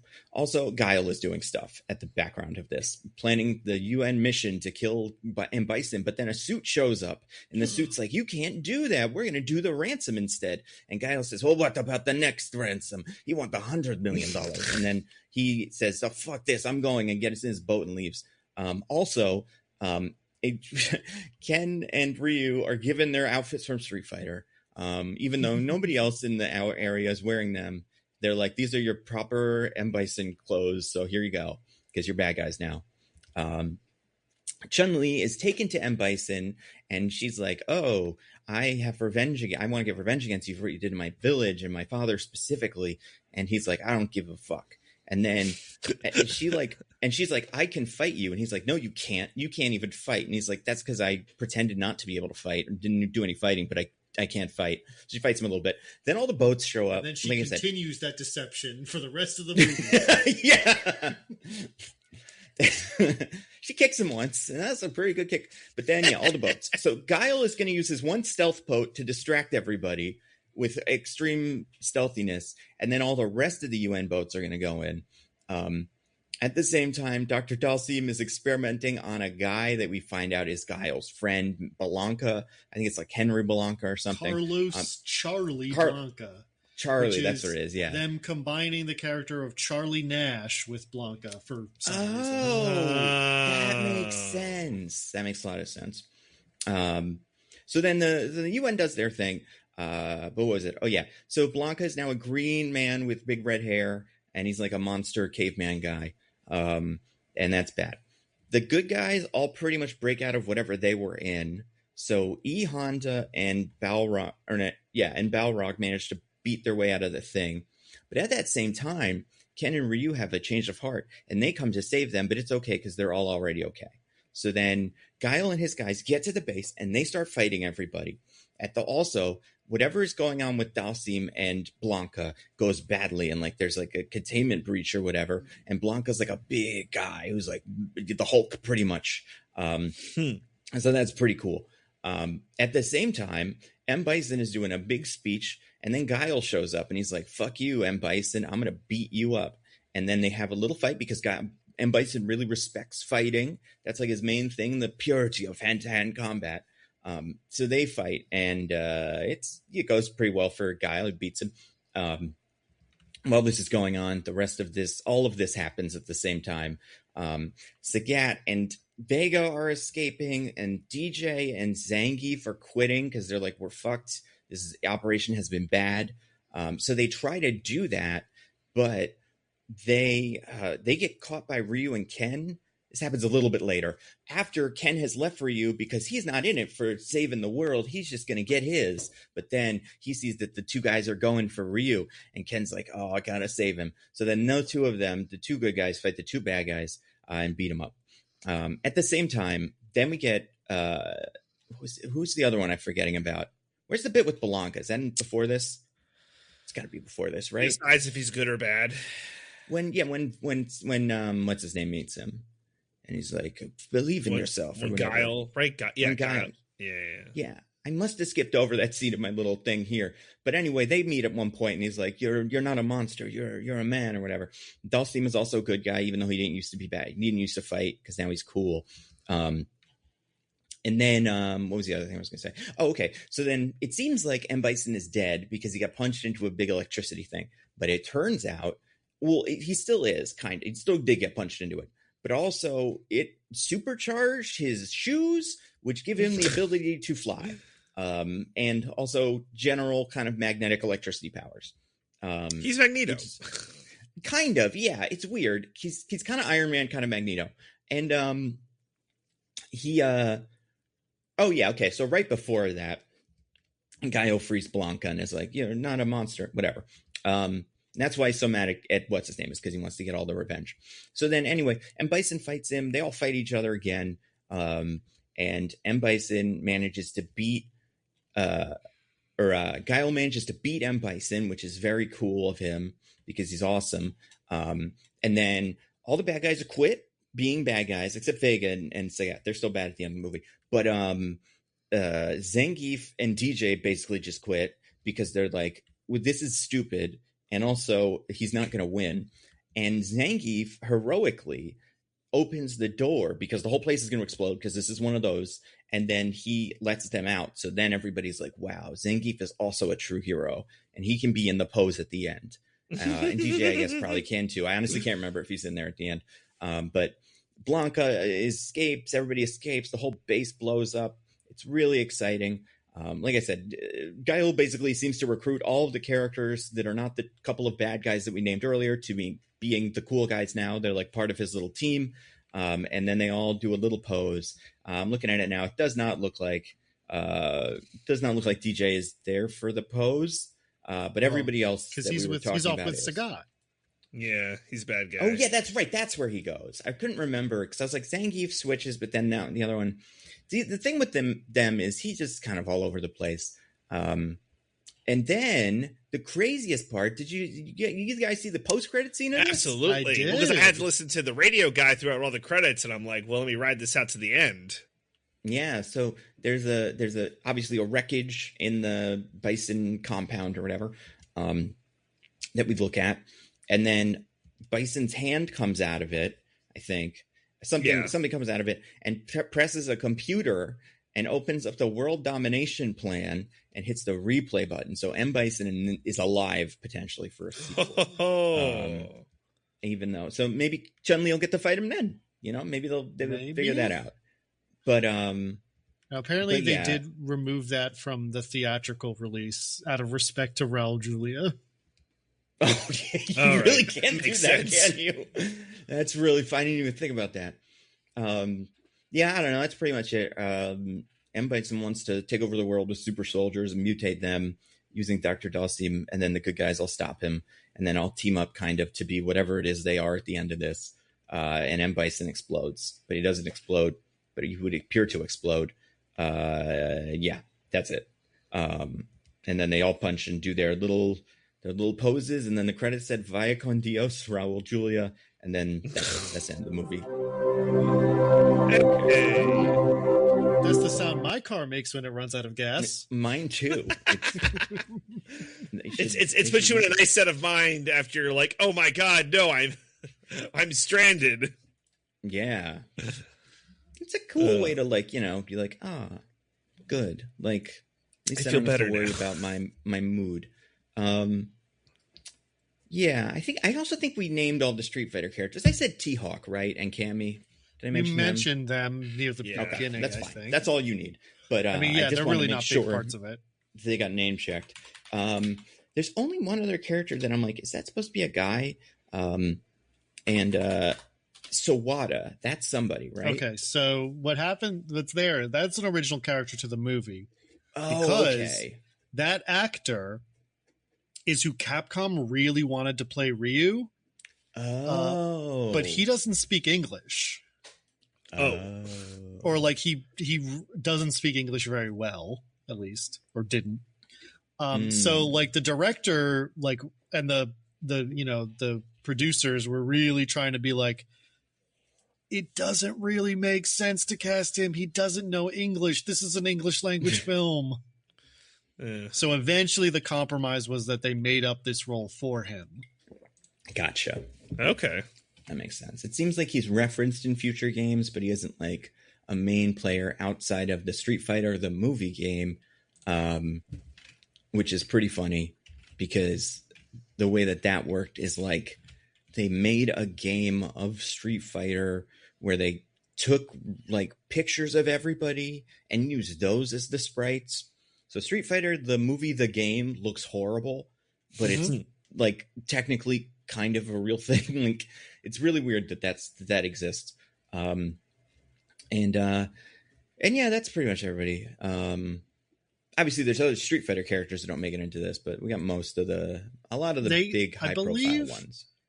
All the playable characters from Street Fighter 2 except for Fei Long are in there. I was going to say Fei Long, and then what about Akuma? Is he not in Street Fighter 2? Akuma's not Street Fighter 2. Really? Not even like a secret character you can like unlock by doing some bullshit? I don't think Akuma even existed until later. Oh, first appeared in, yes, that's what I thought, Super Street Fighter 2 Turbo as a final hidden boss. So you couldn't play as him, but he was around. Okay, but also Super Street Fighter 2 Turbo, I think, was well after the original. Yeah, release. they got really exciting with all those names, and yeah, that game. My original idea for the tiebreaker was to just gather up a bunch of those and add a few fake ones to be like Street Fighter Turbo Alpha 692. Is that a real version? Yeah, but I couldn't find enough to really make it worthwhile. Yeah, that's fair. And yeah, Fei Long. Why didn't they do Fei Long? Could they not get the rights to that he is Bruce Lee or not? Like, because he feels like the one that would be really easy to adapt. I think just find a guy that looks like Bruce Lee and do that. Adding in more people was again another Capcom demand, so I think they were just really trying to avoid adding more and more people. So it just sort of it ended up being that's the only one that got to leave out.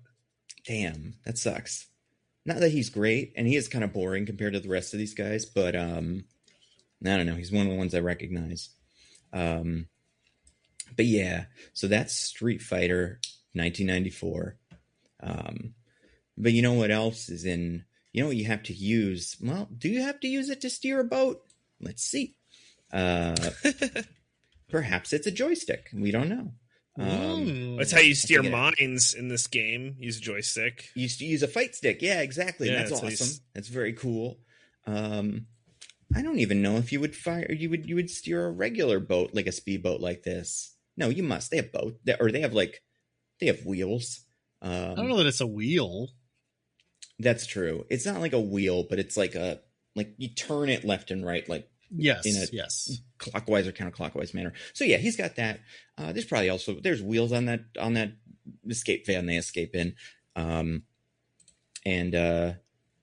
so that's great.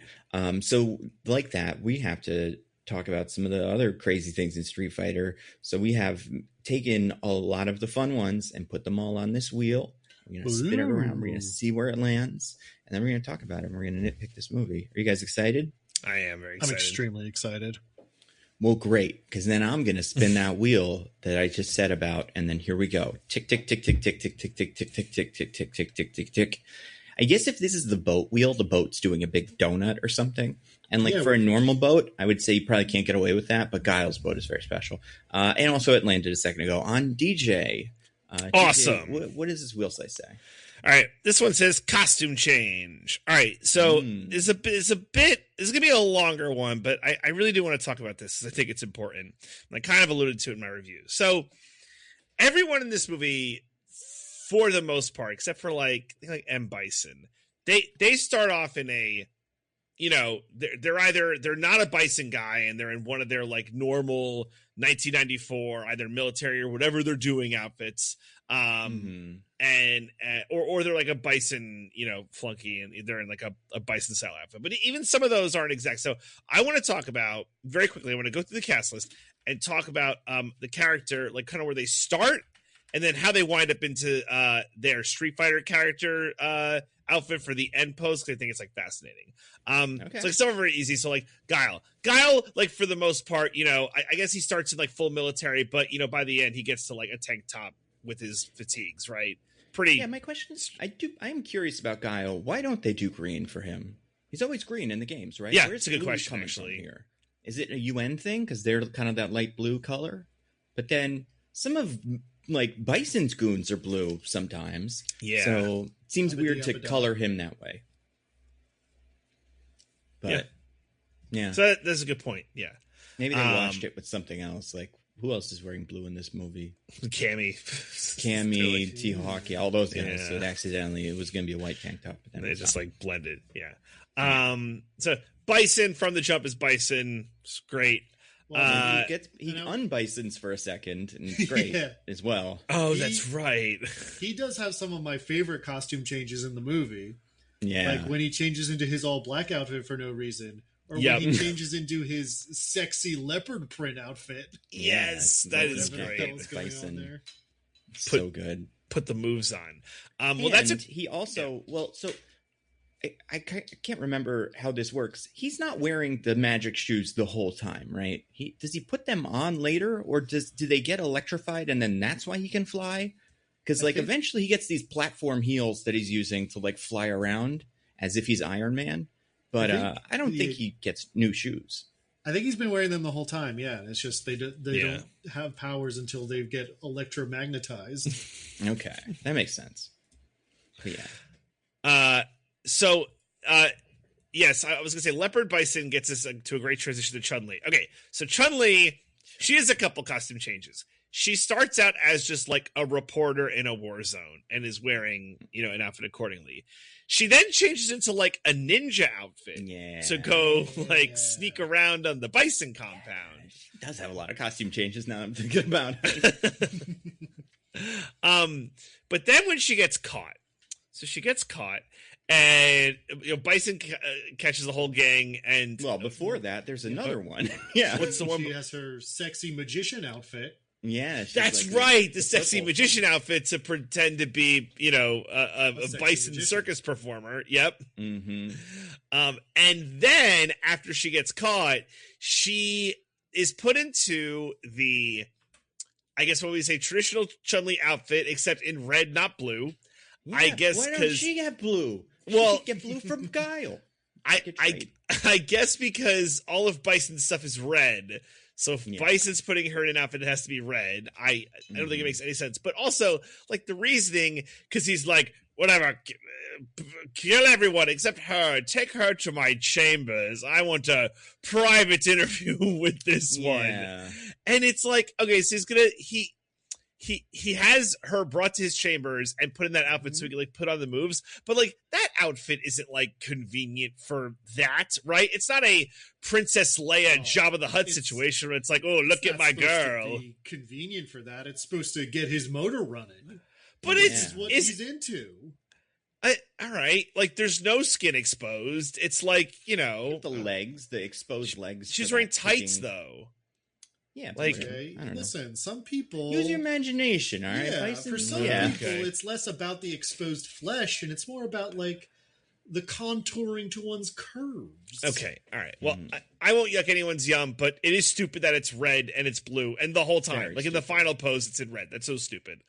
Okay, Ryu and Ken, Nando touched on it, but yeah, they're given the Bison Goon workout geese, and like. It's funny because obviously they give Ryu the white one and Ken the red one, even though they should all be red, but they justify this like while they're walking through like the gym, like some guys are in white and some guys are in red. So it's like, oh, I guess they just kind of mix it up. At no point do we see the Bison Goons, like when they're fully kitted out, right? Yeah. Like they're not like fighting in the geese, around. Like, first of all, they mostly have guns. But I guess it's good that they know martial arts. But I guess Ken and Ryu have to have this the whole times. And the big dramatic change is when like they rip the patches off later. Yeah. Like, no, we're not affiliated with these. So that's fun. Okay, next up is Cammy. So Cammy's interesting because she starts off in like whatever UN military gear. And in my head, I'm like, oh, how on earth are they going to get her into the Cammy outfit, which traditionally is, the unitard? They don't, which is fine.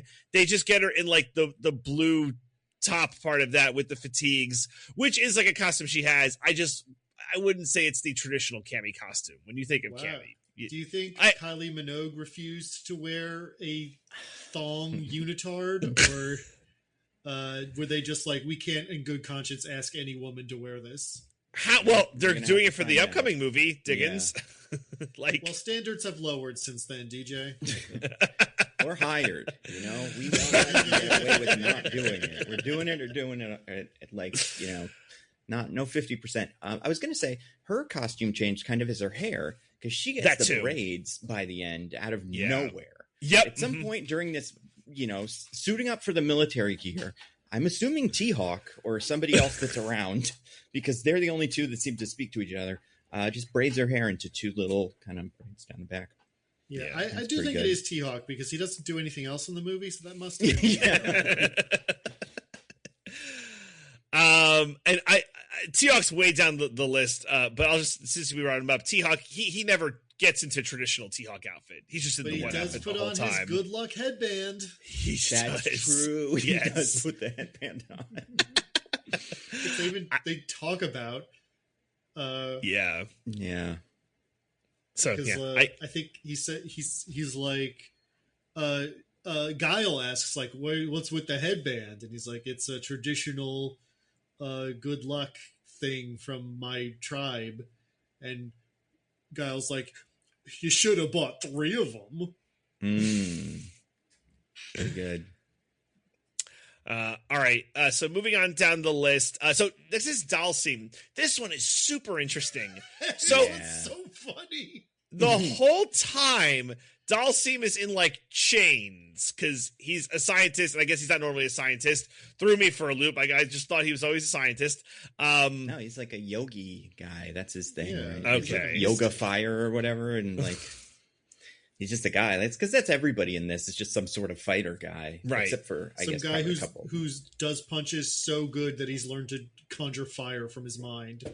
Mm-hmm. I thought his thing was he was a stretchy guy. I thought that was Dalsim. Yeah. He does the stretching too. Okay. So anyway, he is like in chains and stuff, and is in like lab outfits. At some point, essentially, there's like, it's not like a fire, but he loses his shirt and the chains break. But he's DJ as he's fighting one of M. Bison's goons in order to put the chemical good stuff, right? in Blanca's mind instead of evil, which maybe we'll get to in a minute. Oh right. We'll get to later. I'm sure we'll get to that. He gets like pushed against some science stuff, and DNA mutagens spray all over him. Oh my god! I really queuing that one up. So his shirt's got the chains break, but they keep it so the metal collar is still around his neck to, I guess, give him like the Dalsim look, which I think is crazy. He loses all his hair because of the DNA mutagens, right? So now he's bald. Right. And he has the ones on his wrist too, because he also has the wrist chains in the usual games. It's wild. That's how he got from Science Man in chains like to that. Or it's like, oh yeah, it looks like Dalsim. I think that's crazy. It might be the craziest one of these. Moving on down, the rest of these are pretty basic. Zangief's only interesting because his whole thing is like being like this barrel-chested dude, and he wears a shirt for like 85% of the movie. He loses at the end to be Zangief for the final pose, but it's just, That's something true. He doesn't usually even wear pants. Yeah, he that loses too. His pants too in this somehow. Right. I think just while he's wrestling with E Honda, they just kind of loses his clothes, which really raises some questions about what was going on there. And that's how they get him to be Zangief for the final pose. It's fine. Balrog is Balrog. Hold on. Balrog is Balrog is a little bit of a statement to go into here, because like at least E Honda is like takes off some clothes and kind of turns into Sumo Man, a sumo wrestler by being that. I don't know where these fucking boxing gloves came from. That's true. But Balrog has his little Balrog outfit, which sure, that was maybe under whatever he was wearing, but also, 2 boxing gloves. Also, they look 2 small boxing gloves. They're tiny, which makes me think they were up somebody's butt or something like that. Like, that's how they smuggled them in. And that's cool. It's also funny that it's like you brought boxing gloves to a gunfight. Like, everything here is guns, but he's like, nah, I'm going to punch out of this one because it's all I know. Mm-hmm. I guess you can say the same thing for E Honda. It's not like being a big sumo guy is effective against guns. No. I mean, it's effective against whips. Unless you're so good at it that your tummy is able to deflect bullets, which that too might be a thing E Honda can do. I don't know.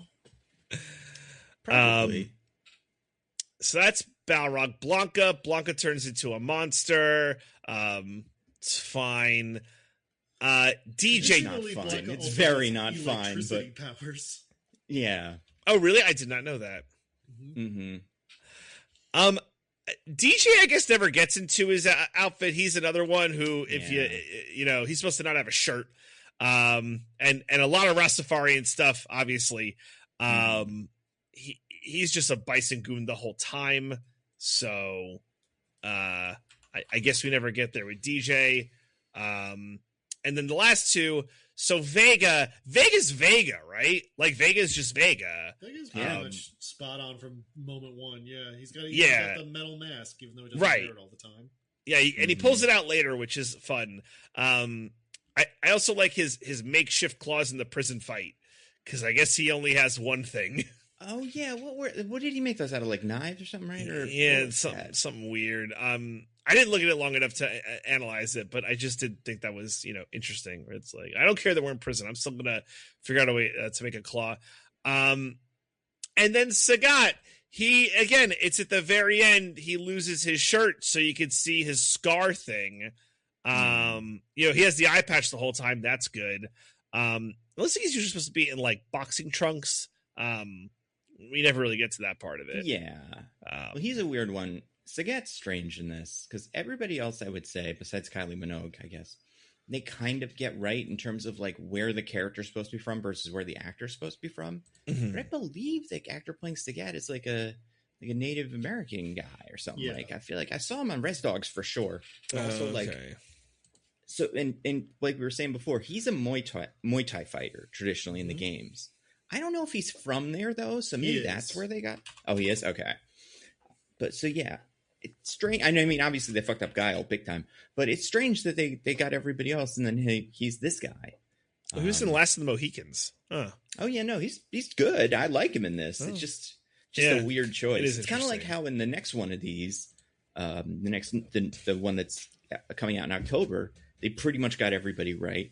Except for Vega, they just picked the country singer with the mask on or whatever, who is right, not, a Spanish dude or whatever Vega's supposed to be like. Well, listen, this was the 90s. Basically, if you weren't white, you could be basically anything. Mm-hmm. It's true. 90s were special. Anyway, that's my wheel slice. Anyway. I hope we all had fun talking about costumes. Oh wait, now that I think about it, before we get off it, E. Honda's probably not usually. Is he Hawaiian in this or something? I feel like that's the way they characterize him here. Some kind of. I think he's usually. I feel like he's usually. Yeah, just a Japanese guy. Okay, yeah. But he's got that Bruta. Yeah, I put it out of my mind, Bruta. It doesn't help that he wears like the Hawaiian shirts a lot in his scenes, but I mean, he was a Ryu football player. Also usually just Japanese, not Japanese American. Yeah, that's true. I like that actor. What's his name? It's a weird one. It's like his first name starts with a B, and it's like, is it Byron? Byron. Yeah, Byron Mann. He's cool. He was in Man with the Iron Fists as well. He's Silver Lion. He's the one that does a silly face at one point, and I like that in it. But yeah, it's interesting. Like, yeah. So, I guess I will spin this wheel again. Spin tick tick tick tick tick tick tick tick tick, and Diggins, it landed on one of yours. Well, since I teased it, I feel like I should go with it's impossible to say if it's good or not. I want to talk about the program of brain conditioning that Blanca undergoes. Please. Mm-hmm. So, yeah, as part of this super soldier thing that M. Bison is doing, his scientists are doing the DNA mutagens that will turn him into a genetic freak. Mm-hmm. Like Scott Steiner.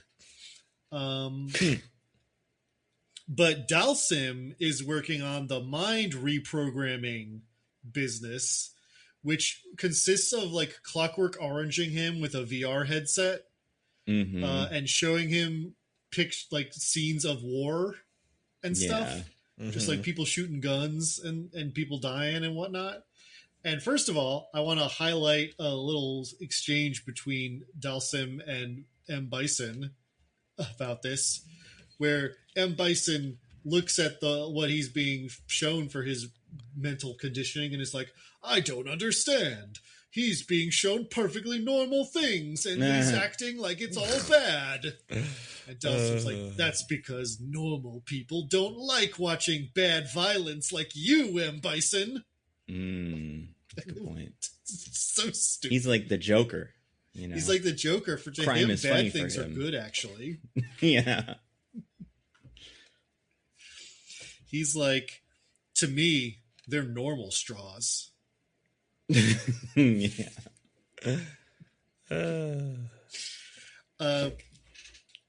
But I love that. But then Dalsim, when he has his change of heart later, he's like, I can't in good conscience just let Blanca be fed all this evil.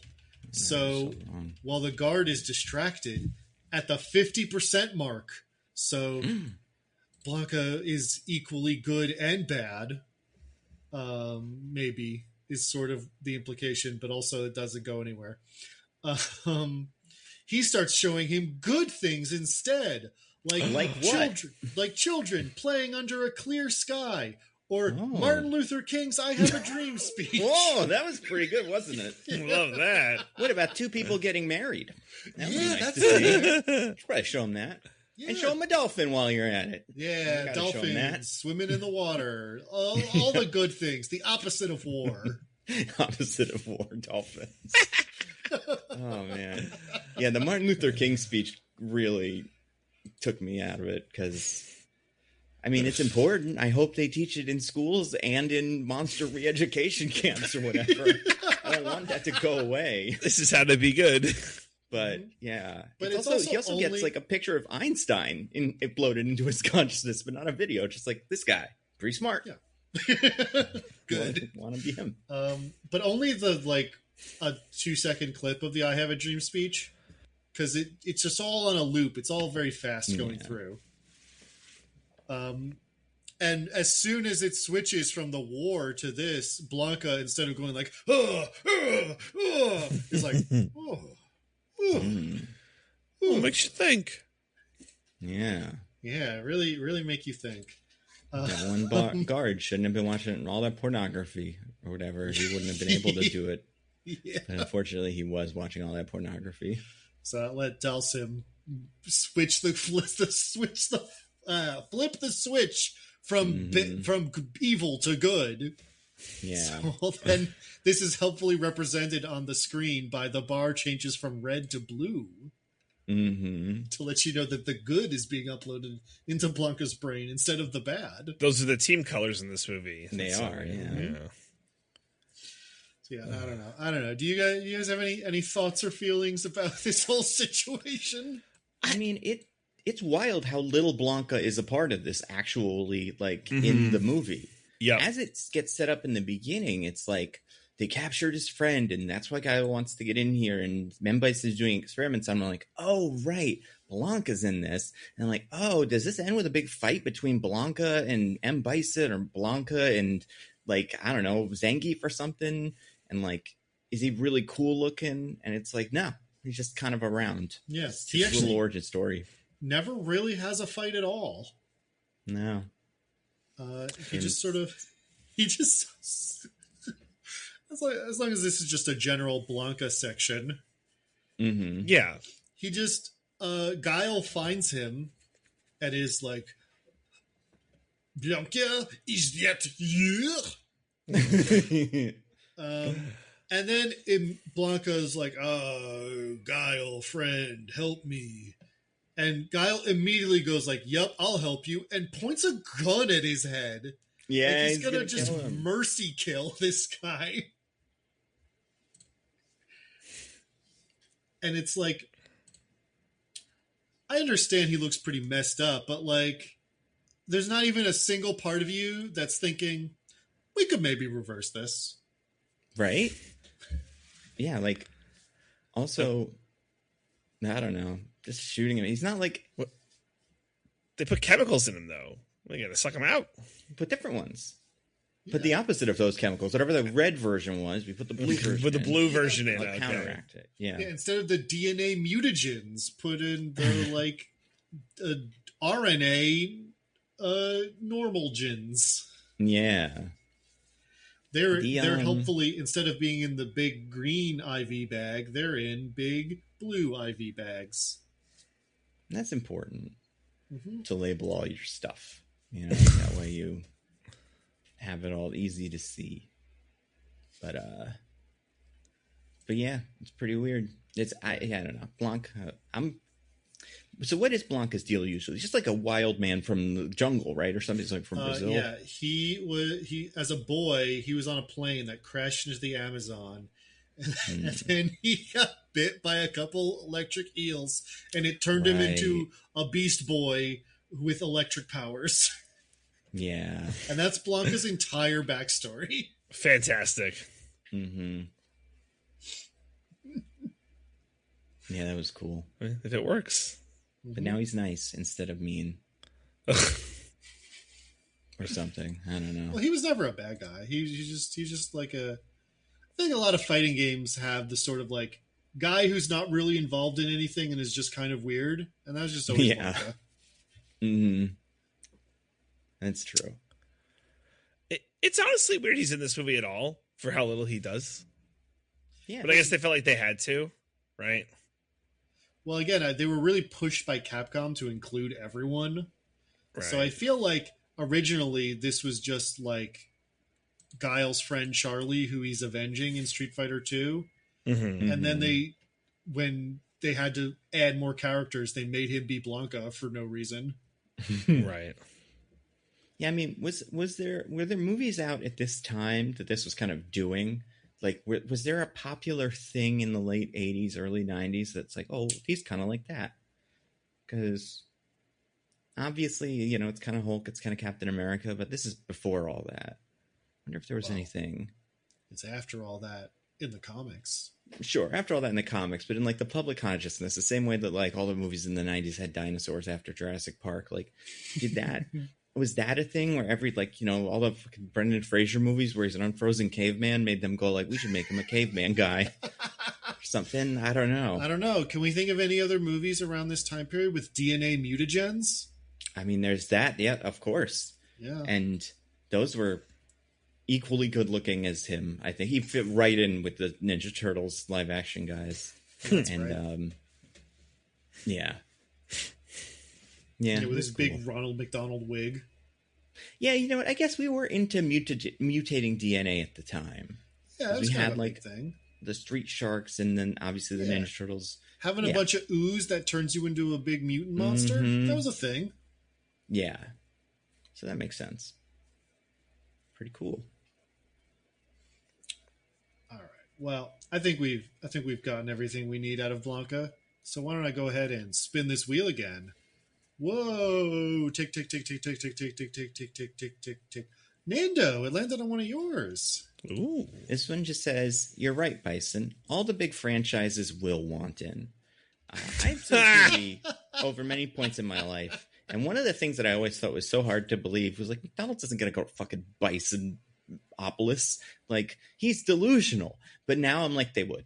They 100% would. They would fight for spots in Bisonopolis food court and for his like favor, if he was a real warlord. Just because that's how our corporations work, and like we wouldn't even care. We'd be like, "Ugh, did you hear?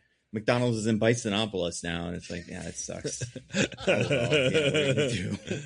But also, this is my other question with Bisonopolis. He says all the franchises will want in. Like, can you make a franchise of McDonald's in Bisonopolis if you're just a regular franchisee? Like, the company of McDonald's doesn't have to go and sign off on this, I assume. Right. So maybe it's just like some retired football player or something that's going to fill the whole thing up with like all the onesies that he owns. It's going to be like a Burger King next to a McDonald's, next to a Dunkin' Donuts, and they're all owned by, some guy. Take out a series of small business loans. If you go through the proper channels, though, I do think the head corporation just have to approve the location, doesn't it? Oh, sure. And I'm sure they would in this situation because if he took the queen, and like, but this seems to be pretty important to Bison, because he's given it a lot of thought. And what was the other thing? Thought about that. The idea of Bisonopolis in general, I think is a little weird, and we'll talk about probably the economy of Bisonopolis later, but I just want to talk about kind of the design of it. It's like a theme park, right? Like, it's pretty small. It's really a city state. Like, it seems to just be a complex that's designed to look like his emblem. Yeah. And like the way that he's like, the food court will be here. It's like, that's not how you plan a country, dude. Like, that's, you don't just figure out where those are. It's just streets and stuff. And also, compared to how big all this stuff is, I mean, listen, I love his giant building in the shape of his little skull logo. That's very cool. Like, would be cool from space and stuff. But yeah, I don't know. It feels like he's clearly into this, and like he's repositioning certain things on the map. But I don't think it'd be a fun place to live.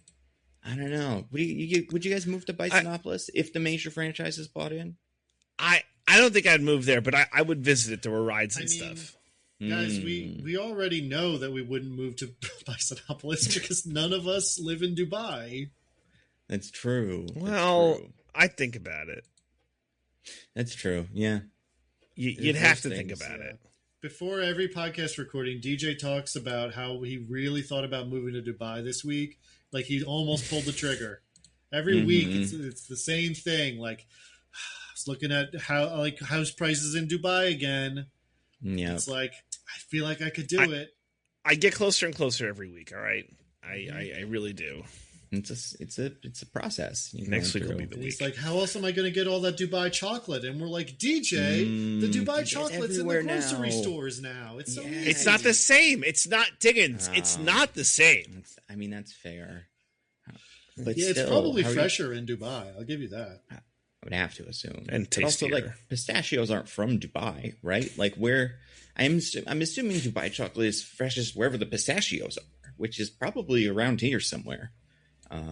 So they should make that Dubai instead.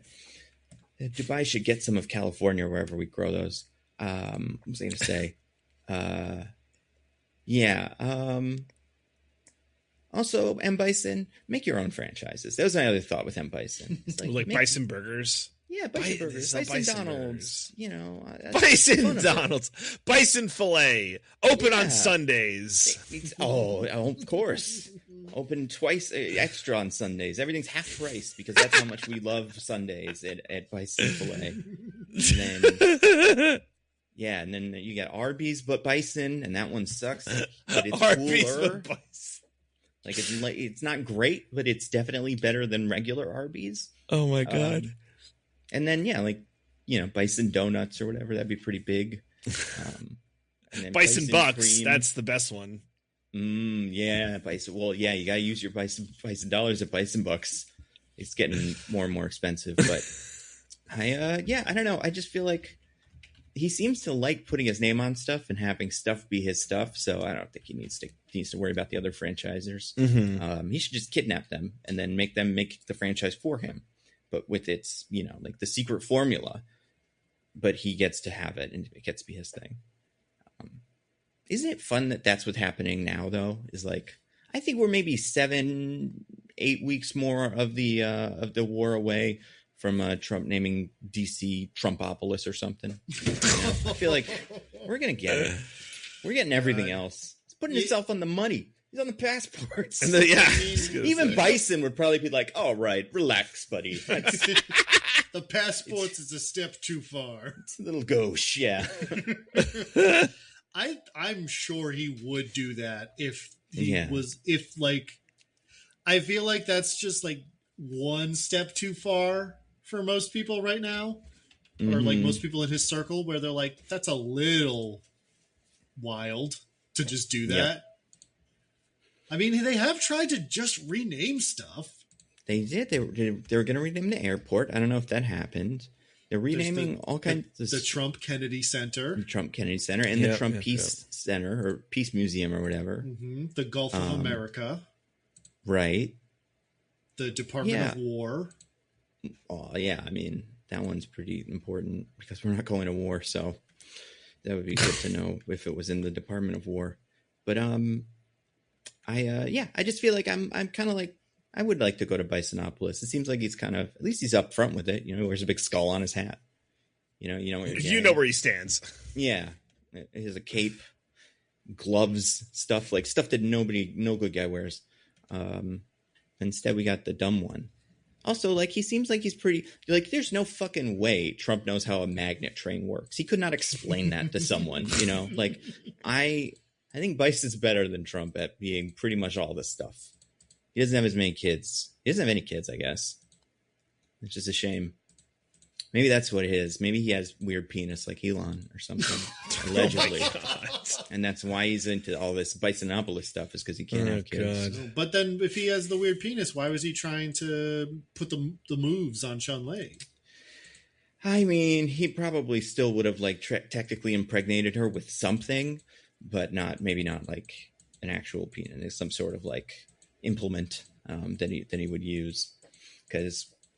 But the other thing about the Chun-Li thing that I don't fully understand, and it's not a very good movie, so it's hard to like nail this down.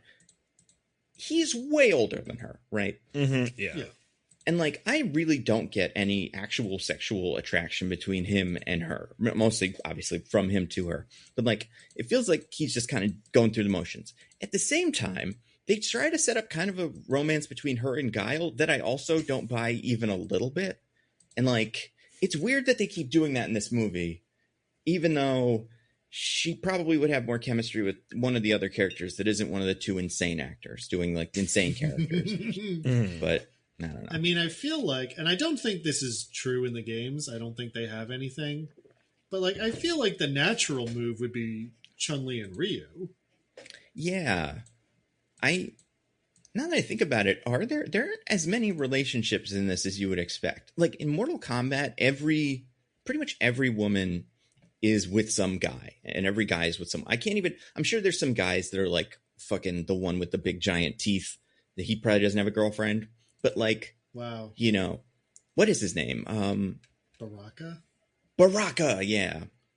Although maybe he does, maybe we'll find out soon. But like, yeah, Sonya Blade and Johnny Cage, Princess Katana and Liu Kang, they all pair, but none of these seem to.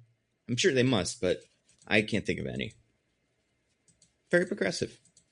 Yeah. Maybe that's why Gen Z is really excited for this movie, because nobody kisses in it. Maybe. Yeah, because they hate when people kiss.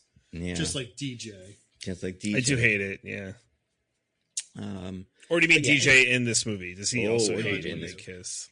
I mean, he would probably be cool with it, Yeah? He would, yeah, I think he would. I don't know. Like he did work at Microsoft. That's true. Oh, man. What a line. So many like weird one-liners in this movie. Oh, yeah. Also, strange. Another question, since we're talking about Bisonopolis, do you think Bison would get invited to Epstein Island? Do you think he would be, or do you think he would be like, no, we're not inviting Bison? I don't think they would invite Bison because there'd be no way that guy could keep it secret. That's true. Yeah, that's a really He's always announcing how evil he is. They'd be like, I mean, we love that he's evil, but we don't want everyone to be talking about how evil we are. Yeah. And also, like, he's evil in, like, the traditional way of, like, wants to take over the world and do super science and stuff. He might not be a pedophile. He might just be like, oh, that's not for me, friends. You do you. But, maybe less of that once I take over the world. But it's not really my concern. Yeah, we have no evidence that M. Bison is a pedophile. So we shouldn't be throwing around accusations. That's true. Yeah, that's good. I'm glad he managed to stay off the flight logs and stuff. Mm-hmm. Unlike some other people starring in big movies recently, no pedophilia at all. That's right. And I don't know who you're talking about, so I'm just going to assume it's Anne Hathaway based off of the logistics of she's in 2 movies. Odds are probably Anne Hathaway. Okay, starring was the wrong word. I can't remember what you're talking about, but wait, hold on. Wait. I can't think of any big movies right now that are maybe about big pedophiles. Oh, sure. Yeah. No, it's not about big pedophiles. It's about a singer who died when he was 32 years old and then nothing happened. I'm pretty sure they would have known. They would have put it in the movie if he was a pedophile. It'd be pretty exciting.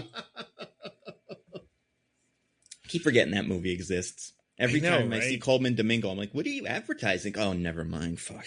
And then, you just got to kind of ignore it. But it's probably going to make $1 zillion. I don't know. It seems like the reviews are pretty bad. It's doing super well. Yeah. Let's see. Michael, box office. My mom loved it. It's the highest grossing biopic opening weekend ever, I think. Jesus. Oh, wow, yeah, 237 million worldwide, although it's been out it's already had a weekend at the box office, so That's still good, but like, yeah, domestic opening almost 100 million, and it's bad, apparently. Yeah, but unless you're my like mom, Michael Jackson. thought it was like great. Just like, wow.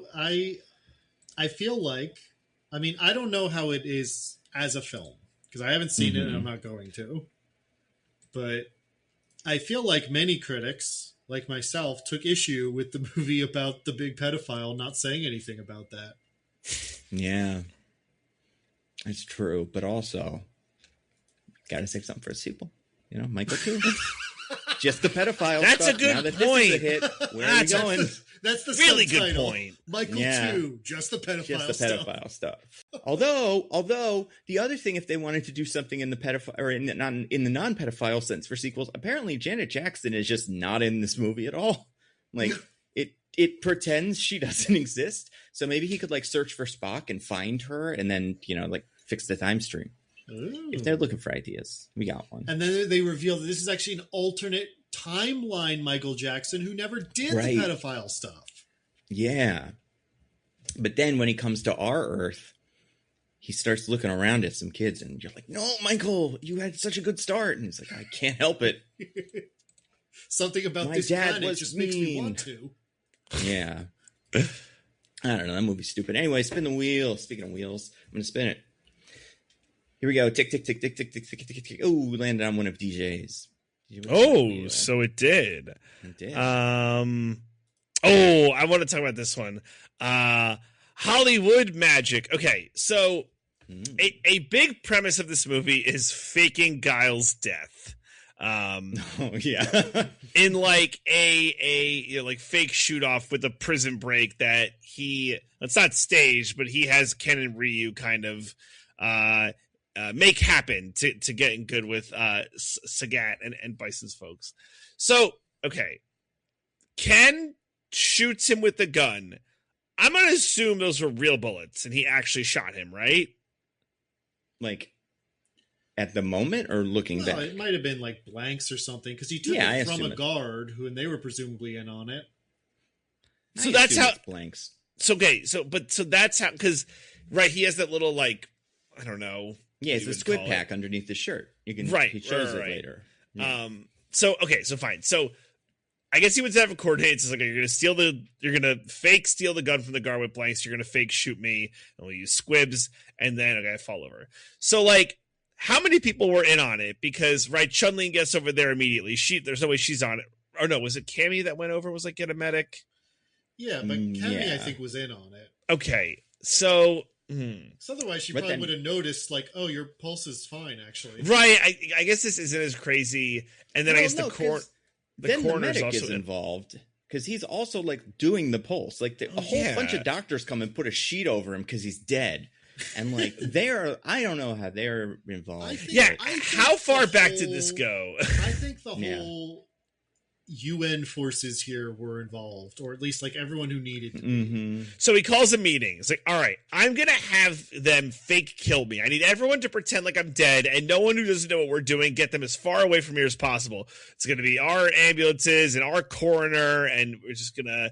But like, even go as far as like, he's like laying on the thing, fake dead. For who? Who's he doing that for?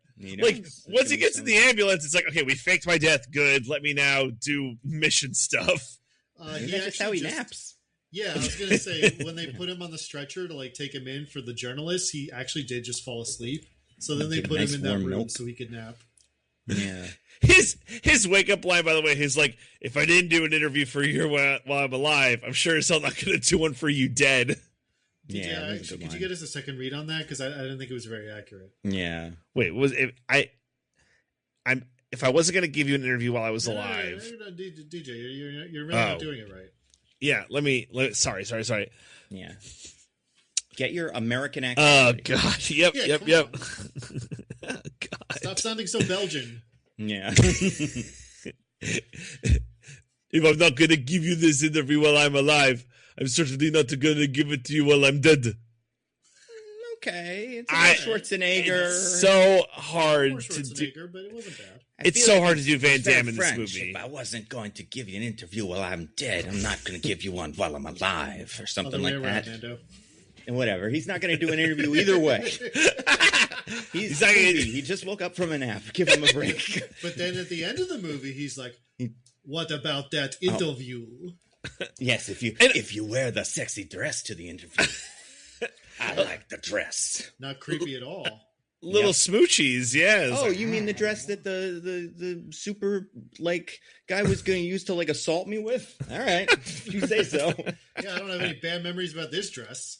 Yeah, isn't it weird that Leia wears the gold bikini for the rest of the movie? Because Han's like, that was good though. Jabba nailed it. So we gotta say what you want about Jabba the Hutt. Yeah, great tasting clothes. Mm-hmm.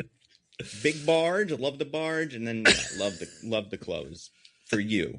We're gonna change Luke. He doesn't need to wear this anymore. But yeah. I very and then I guess just the other thing. So they had to fake his death, I guess, because it would be a big surprise when he goes to attack Bison's compound. But I don't know, because he goes on TV and tells him. So maybe not. Oh, maybe maybe there might be a wheel slice coming up about that. Oh, really? Well, that's awesome. Somebody spin the wheel. Tick, tick, tick, tick, tick, tick, tick, tick. Diggins, what do you got? I got one here that says, Guile, this is a sneaking mission. Yeah. I wanted to talk about the raid that Guile goes on the compound. So we get the little war meeting where he talks about what they're doing, where he's like, we have to go in by boat because the air is impossible. And he's like, okay, so we have one stealth boat. So everyone else is going to go off to distract M. Bison's forces while the stealth boat goes this way to put a strike team in, which is me, Cammy, and T-Hawk. And we're going to go fuck Bison up, and that'll save the day. I mean, that's what they do, and it works, so I can't really call them out on that. And it'll be extra surprising because M. Bison thinks I'm dead. Because we did the whole thing that we just did that wheel slice about. The way this plan goes is that they split off from the main force, zooming down in their stealth boat, which apparently that means that there's some magic technology that makes it not appear on cameras. Right. Well, hold on. So I just watched this. I had to make sure of this. The plan involves Guile using the secret boat to attract attention. He's the distraction in that plan. The way he describes it is true. But that doesn't make any sense. Yeah, why is the secret boat? It's both a stealth boat and a bunch of guns and stuff. Right. But it doesn't seem like it needs to be stealth for this. That was my point. Is going to be he then immediately fires a gun at a bunch of radar emplacements so that they instantly know that he's there and do tracking stuff, tracking science to be there's a boat there. We jammed its stealth and it's Guile. Oh, so immediately throwing away the element of surprise in this mission and getting their ship blown up. So then they have to walk to the compound instead of taking the boat there. Yeah. And why? Why did they do it that way? Why didn't they use the stealth capabilities of their stealth boat? Well, what about all the mines, Diggins? How would they have gotten the mines they put in the strait? I mean, the little river passageway to get to there. But they didn't activate the mines until they knew they were there. Which isn't usually how mines go, but sure. Yeah, right. I feel like otherwise you just get a gun or something and use that. You don't joystick the mines around typically. Yeah. Not typically, but M. Bison just, he does things a little differently. Yeah, they're cool fucking mines. I get it. Mm-hmm. If you pay for the joystick-controlled mines, you got to use them, or else, what are we doing here, guys? You're just throwing money away at that point. Right, exactly. Yeah. Well, I'm also kind of confused about the purpose of the boat generally. Why does the boat have a home movies little area? The phone because as a VHS or sorry, a cassette player. Yeah, a cassette player. So like what you would get out of the little camcorder before you put it in the big tape that goes into the VCR. So like he brought it with him so he could remember why he hates Bison so much, I guess. Yeah, and it's just a video. Sorry, you go. I was going to say it's a video of him and I guess his wife or something. I don't know who the woman's supposed to be. It's him and Charlie. Well, Charlie's there too. There's Harassing women in there. Women. Yeah. So in my head, I'm like, oh, Charlie maybe has a wife. That's fine, sure. But then with Guile, I'm like, he doesn't though. But they seem pretty important. And also, who's filming this? But maybe everybody is. It's pretty cool. Cammy was actually. Yeah. Is Guile in this universe a celebrity? Do you think? How? Because he's like the best general ever, and he like does big speeches that got everybody so excited, or best colonel ever. Right? Those aren't celebrities, though, right? Yeah, because none of them are as cool as him. But if one of them could do a backflip, I feel like we'd love him. If one of them spin kicked an assassin in the middle of a war meeting, then maybe they would be famous. DJ. I guess I'm just thinking like because like M. Bison knows who Guile is. And he's like, I want to fight him because I love to fight so much and all that. But like, and like Chun-Li knows who Guile is because she's a reporter or something. Or like, that's what she's posing as. But like, yeah, I guess I'm wondering like when Ryu meets Guile, is he like, oh, it's that guy does the backflips on the news or whatever? Or is he like some army guy, I guess? Well, imagine if you are living in a war zone, you probably learn who the commanders are. That's fair. The boat's weird. The boat is weird. The boat feels like this is like a G.I. Joe movie or something. And they sold the toys of the boat, so they had to have one of them drive a boat in the movie, even though there's really no purpose for it. Now, I think that's not a thing. That actually might be what happened because they were also facing pressure from Hasbro, who was doing the toy tie-ins, to make sure that some stuff got used that they could make toys of. Oh, I didn't know there were toys of this. Yeah, in fact, that's part of why filming was rushed was because they had to get it out in December because all the Black Friday specials for the toys had to be out. Oh, that's cool. Then yeah, I bet that's what it was some sort of stupid boat. Good for them. Mm-hmm. Yeah, I'm looking at the movie toy line, and yeah, there's 3. There's Karate Chopper, that I'm assuming is a helicopter. Street Striker, Devastator, and Heli Fighter. None of these are the boat. Hold on. Wait, really? I mean, it's according to this. So this is the Street Fighter wiki, and this is Street Fighter: the movie toy line, and it talks about like these are the figures that there were, and this is a 2-pack of Guile and Bison, whatever. And then vehicles: Karate Chopper, Street Striker, Devastator with Victor Sagat, which makes me assume that's not what we're talking. It's like that's not the boat. And then Hella Fighter with Colonel Guile. But yeah, none of those are what we're talking about here. It does bear mentioning that apparently this was originally an aerial assault, like in the script, but Thailand denied them permission to fly the stunt aircraft, so they had to change it to boats. I want to look at the boat now and see if it kind of looks like a helicopter without the little thing. I feel like it probably does. The boats do look weird. Yeah. It's a stealth. It's a stealth boat the same way that like the Blackbird is like a stealth plane, but like they don't work the same way because the ocean is different than the sky, and also it's easier to look with your eyes and see a boat. yeah, it's black in the middle of the day. Like paint it green or something, dude. Why do you have against green, Guile? What did it do to you? Probably something bad. The boats are probably all just repurposed helicopters that they had to fix at the last minute, which makes sense because they do usually have little tape decks for your memories. That is a standard helicopter feature. You're right. Yeah. Well, why don't I go ahead and spin this wheel again? Whoa! Tick tick tick tick tick tick tick tick tick tick tick tick. Nando, it landed on one of yours.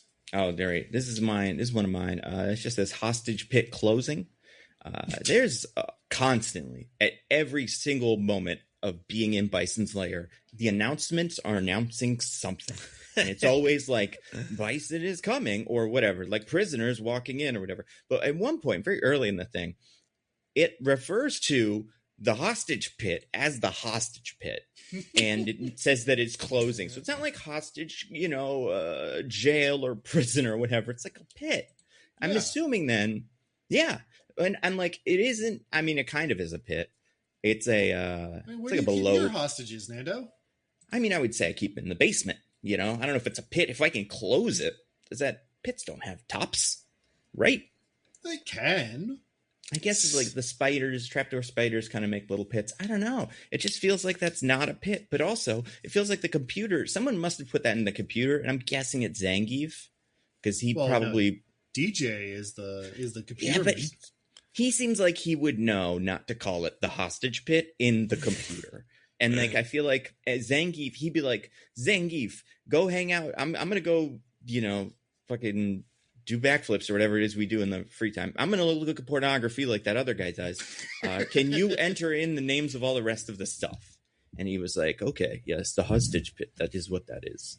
And or maybe M. Bison just demanded that he make sure to include the hostage pit.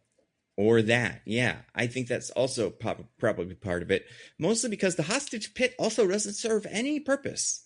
There's no point when it's good to have the hostages there. It's opposed to like an above-ground jail. What other purpose do you need? I mean, but like, why pit? Why not just hostage jail, hostage prison? At one point, they're all in a prison anyway. Like, we do with this movie. People in this movie know prisons exist. So why does he put them in a pit? Is it like a Shadaloo thing or something? Well, it's a convenience thing, Nando. It's like you have all your hostages, and you've got them lined up so you can like do your evil speech, and then you got to send them back. What you want to go unlock the cages, put them in, like sort them out based on who needs to go where. No, you just open the door to your pit and you shove them in. I guess that makes sense to me. You're making a lot of sense. How do you get them out of the pit? They're hostages, right? I'm assuming you free them at some point. I think there is a door into the hostage pit. I think you're right. Like on that level that's usually locked, but they can like open it and be like, all right, hostages, get out of here. Yeah, and that I think makes that's sense. how Ryu and Ken save them later. Yeah, but then, so that's the hostage pit. That's different from the torture room? Yes. Like, okay, yeah. That seems like that would be where we would put the hostages. But I guess, you don't need to torture the hostages. You don't need anything from them. I mean, you don't need anything from... Well, what do you need from, like, E. Honda? You got to find out his secrets. Like, who does he work for? What are his secrets? Who does he work for? Maybe we should have tortured him ourselves. Yeah, exactly. I'd love to know. That's why he needed to be tortured, Nando. We don't get that information.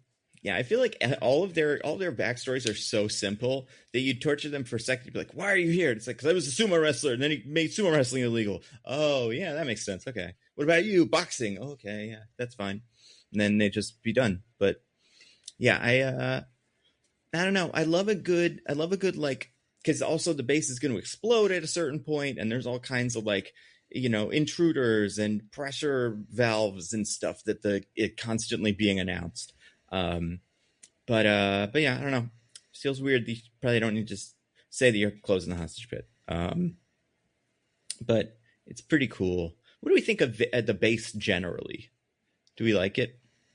Do you like that they gave Bison his little floating Bowser Jr. thing? That's yeah. Pretty cool. Oh yeah. I like that. It's fine. I like that they tried to make it like the video game stage.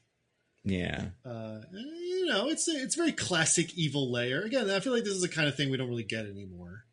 We don't get classic evil layers. Legion of Doom kind of thing. Yeah, I feel like Austin Powers really fucked this, like, for that. Like, it's so silly now that you would not do it. But I mean, they kind of did it in like Kingsman, so they could kind of do it if they want to. Do you think M. Bison will have an evil layer in this new movie? I sincerely hope so.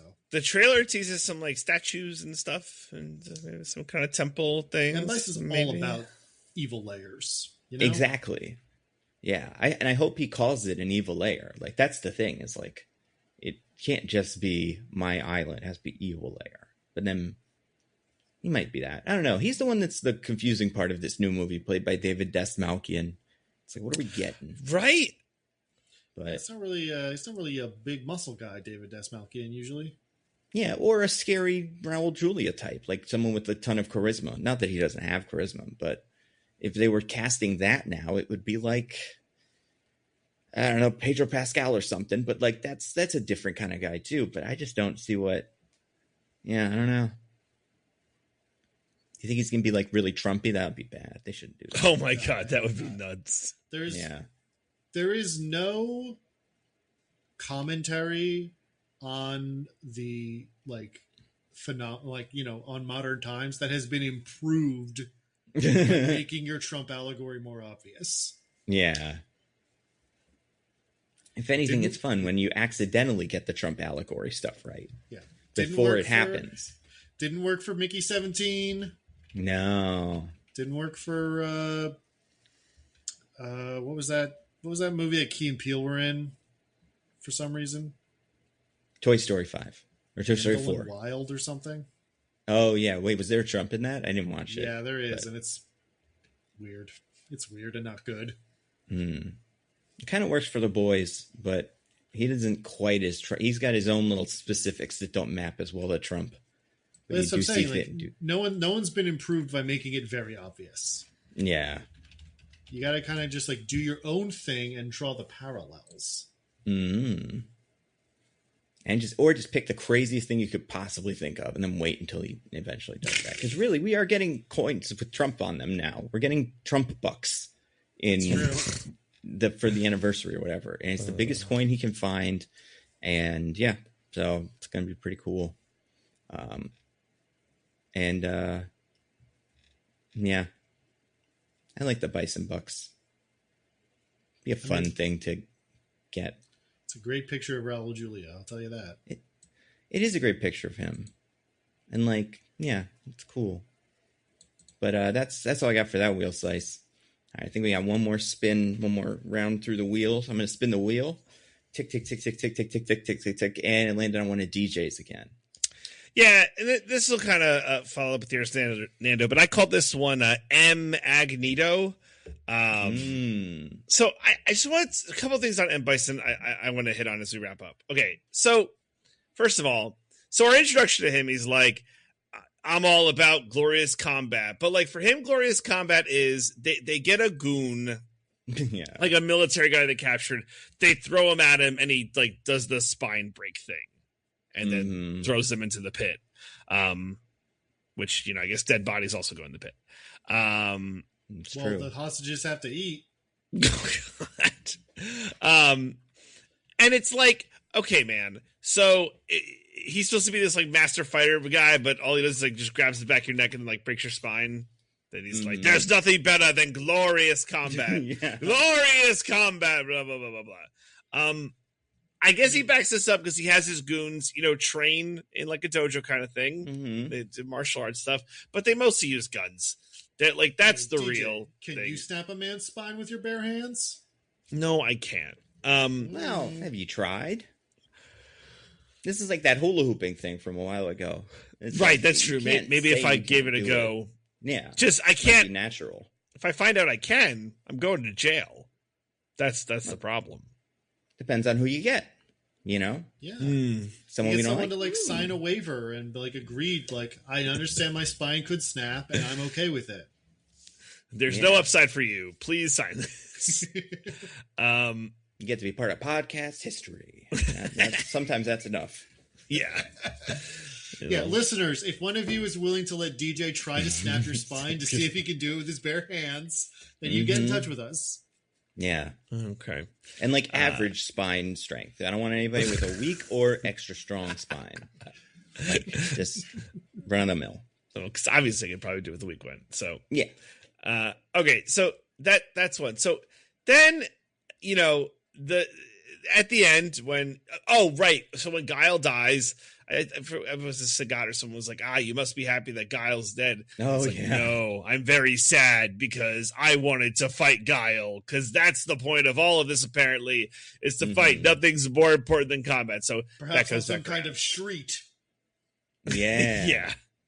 And also, if he gets in something cool like a boat, I'm just going to let it go past, right? Because I want to fight him.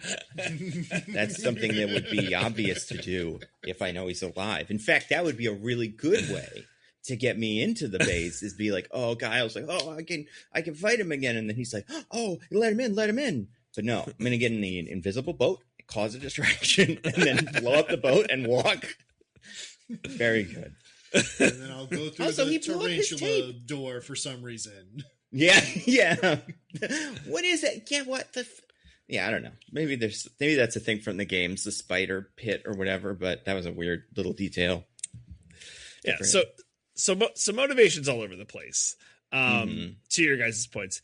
Then finally, he gets the confrontation from Guile after not exploding him with the mines and him getting in there. And understanding this is the limitations of the actor, but first of all, M. Bison doesn't go for the spine snap. You'd think he'd try it against Guile, but doesn't even go for it. Strong spine, DJ. Yeah, that's the tough part. He doesn't try. You have to try. If that's your thing, then you have to try. It's just the rules. Well, in one of those cuts where you kind of can't see what's happening, he tried it, and it was like, that's his spine's so strong. Yeah.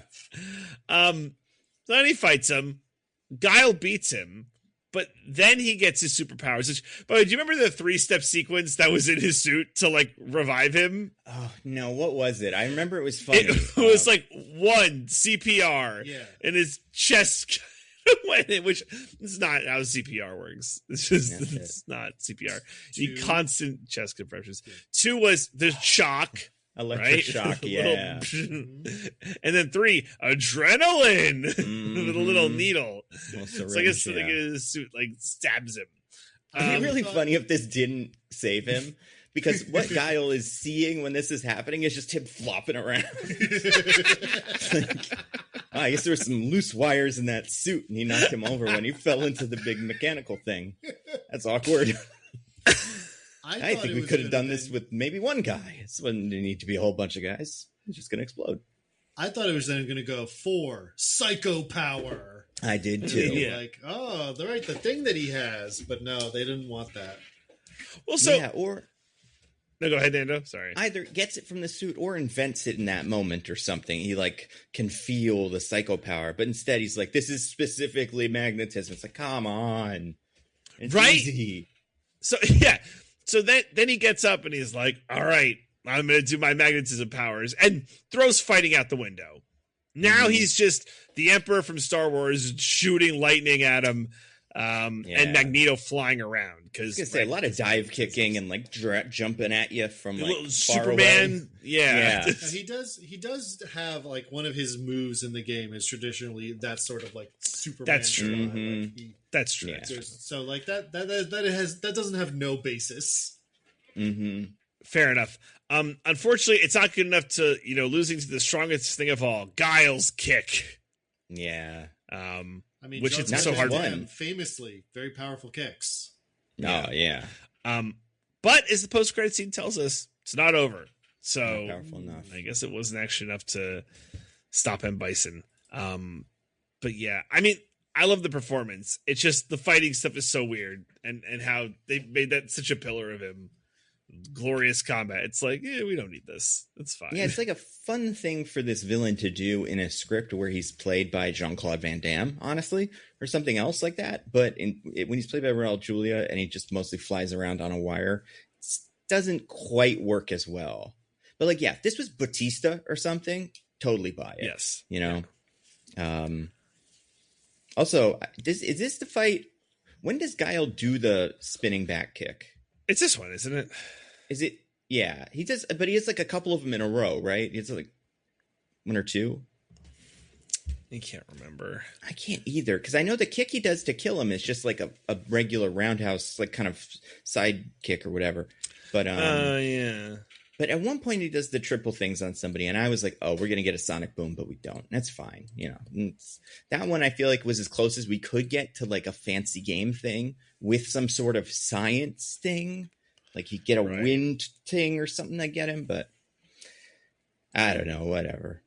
I'm pretty They did Godzilla fight. That was pretty cool. So I can't say this movie didn't give me anything on that front. Yeah.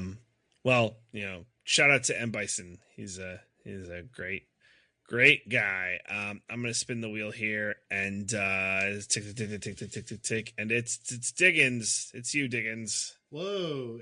I let on one of mine here that says Operation Shadali Freedom. Oh my god! Operation. Well, that's not what we call it now. Now we call it Operation fucking Thundercool Man or something. Like. What would we name the most recent one? It was like Epic Fury, I think. Yeah. In reality. Yeah. Yeah. Maybe Guile's in charge of us now too. I didn't check, but it seems like something Guile would call this. But yeah, I want to talk about the scene where that stupid bureaucrat, that civil servant, comes and is like, actually, Guile, we're going to pay the ransom, so you have to stand down and not do your cool hero military stuff. Yeah. And then Guile gives a speech where he's like, I don't care about any of that. We're going to go in and we're going to go topple the dictator of this small, unstable third world country. And then we're going to leave and everything's going to be fine. Yeah. Oh, do you think that's what happened? Do you think like the what's his name? The guy that we thought we killed in the most recent bombing strike, do you think he's alive under the rubble and he's going to come up and use war protocols again or something? We got to make sure we get him. Yeah. We can't be certain that they haven't harnessed psycho power. Yeah, it seems like something we would do. After we tore up the JCPOA, they were free to develop as much psycho power as they wanted. Yeah. That was a big mistake. Then we thought the psycho power was obliterated, but then we were like, no. Israel said we have to get the rest of the psycho power. And it's like, from where? Confusing, but they tried. Yeah, but but we can't negotiate with people, Nando. It's always better to go do war and kill people than to not do that. And that's something that I'm sure Guile believes because he has his fancy boat and he hates Bison and he knows some of these other guys. So he's in it. All the rest of the guys that are just going to go in and get shot, I feel like at least some people in the army, when they're told, and the phrase he specifically uses a lot in the little thing is, you can go home. Yeah. When they tell you that, you go home. Especially if you're in the middle of a war in a hot place, go home immediately. Yeah, I feel like in a realistic version of this speech, he does this first sarcastic, but we get to go home. And everybody cheers. Yeah, everyone's just like, oh yeah, hell yeah, we go home. And then they just leave. And they're like, yeah. And then I was like, wait, no, I was building something. No, fuck. They don't know. They know they're not main guys because they don't have interesting haircuts or outfits. So they want to go home. But we have haircuts and outfits, so we're gonna hang around. We got some stuff to do. It's stuff. I mean, I would say it's an interesting political artifact where we're like, of course the war in the small third world country where we kill the dictator is what we should do. We can't just use diplomacy. No. Because I feel like these sorts of movies do still think that sort of thing. Mm-hmm. Oh, yeah. But it's still I feel like they try to be a little less on the nose than this now. Yeah, I feel like we at least have a scene if they made this movie today and they're making a movie like this, but if they had the same plot where M. Bison would say and I'm going to extort the United Nations for this much money and they'll never be free of me and I'm going to use it to fuck them up anyway. Haha. And then you'd be like, well, that Guile's right, even if he doesn't know it. But at this, it's I don't know. I think he wants to keep the economy exactly the way he wants it. I don't think he's going to fuck around and do lots of hostage takings anymore. Mm-hmm. And as we've learned, the $20 billion he's asking for is less expensive than the war that they're fighting probably is. That's a good point. Yeah, we probably burn like that much a day or something. They probably spent that much on his dumb stealth boat that he got exploded. Yeah. Oh, man, yeah. The only difference is if that was real in our world, it would be called the Guile boat or something. Or like the Guile Speeder 9000. I mean, it does have his name on it. It does have his name on it. Yeah. Well, otherwise, how's he going to find it? It's invisible. You know? But yeah, no, I was very struck in that scene where it was like, wow, this is a very particular worldview that we're seeing play out right now. And it turns out it's stupid and bad. Maybe. Maybe. But at least we get to use that boat. At least we get to use that boat. And then it explodes and doesn't do anything. So actually that part is also very accurate. Yeah, and then over Easter weekend we have to send some troops in to like get Guile and everybody else who was in the boat because they shot the boat down or something. And it's like, I thought the whole point of the boat was they can't see it. And it's like, nope, they found it. Jesus Christ. We're so bad at this. Oh, God. If this was our first war, I'd be like, come on, give us a break. But we do this every couple of years. Oh, God. What's wrong with All right, well, I'm going to spin this wheel, I think, for the final time. Yeah, probably. And we'll see what comes up. Whoa, tick, tick, tick, tick, tick, tick, tick, tick, tick, tick, tick, tick. Nando, it landed on one of yours. Oh, okay. This is good that this is last because it's completely, it has nothing to do with anything else that we've talked about so far. But it is a part of the movie that we haven't really gotten into. And this wheel slice just says either Reuters or Vagandales. I want to talk about the sexy cage match that has all the ladies hot and bothered. So, like we said, there's a point near the beginning of the movie where Vega and Ryu fight in the middle of a steel cage and stuff, and it's a big deal. It's Sagat is in charge, and he's like using this to show Ryu how fucked he is. But Vega, because this is how he usually works, is like a cool, sexy guy. Like takes off his shirt and takes off his mask and waves to the crowd and everything, and then everybody loves it. But then when Ryu takes off his shirt, a bunch of the audience women are also like, "Ooh, is this the new guy?" And I'm like, "Who's watching this fight and for what? Like, do you guys go out to the fight to see the hunks? Is this what this is for you? Because one of them's gonna get their head cut off. Like, it feels like it wouldn't be the right kind of vibe for what it seems like we're setting up. But also, like, I don't know, man. It doesn't like Vega is very, he's in incredible shape in this movie, and Ryu is in good enough shape. And like maybe part of it's like, oh, this guy is new. Maybe he's not as annoying as Vega is in this universe with his mask and his stupid little Wolverine claws.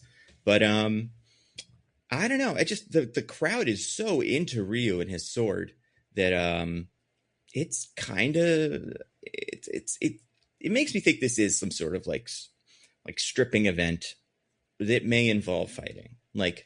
But that's good, Do you think maybe he that Vega usually does the like Zorro thing and he like wah wah wah slashes his opponents and their clothes fall off and everyone can see their dicks? Maybe that, or maybe they can see they don't have as many abs and aren't as jacked as him, and then it's like, haha, I'm Vega, I'm better than them. But then when they do it like this, it's like, nope, he is as jacked as you, so don't even worry about it.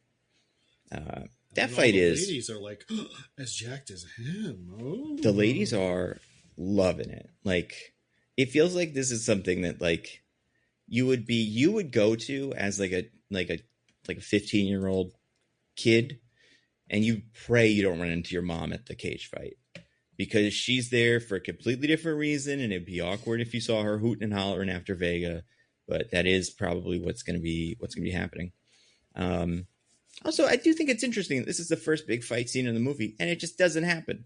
They just skip it. Because then, what's his name just crashes a big car into it and goes, "You're all under arrest," and then they're all in jail. Like, it's true.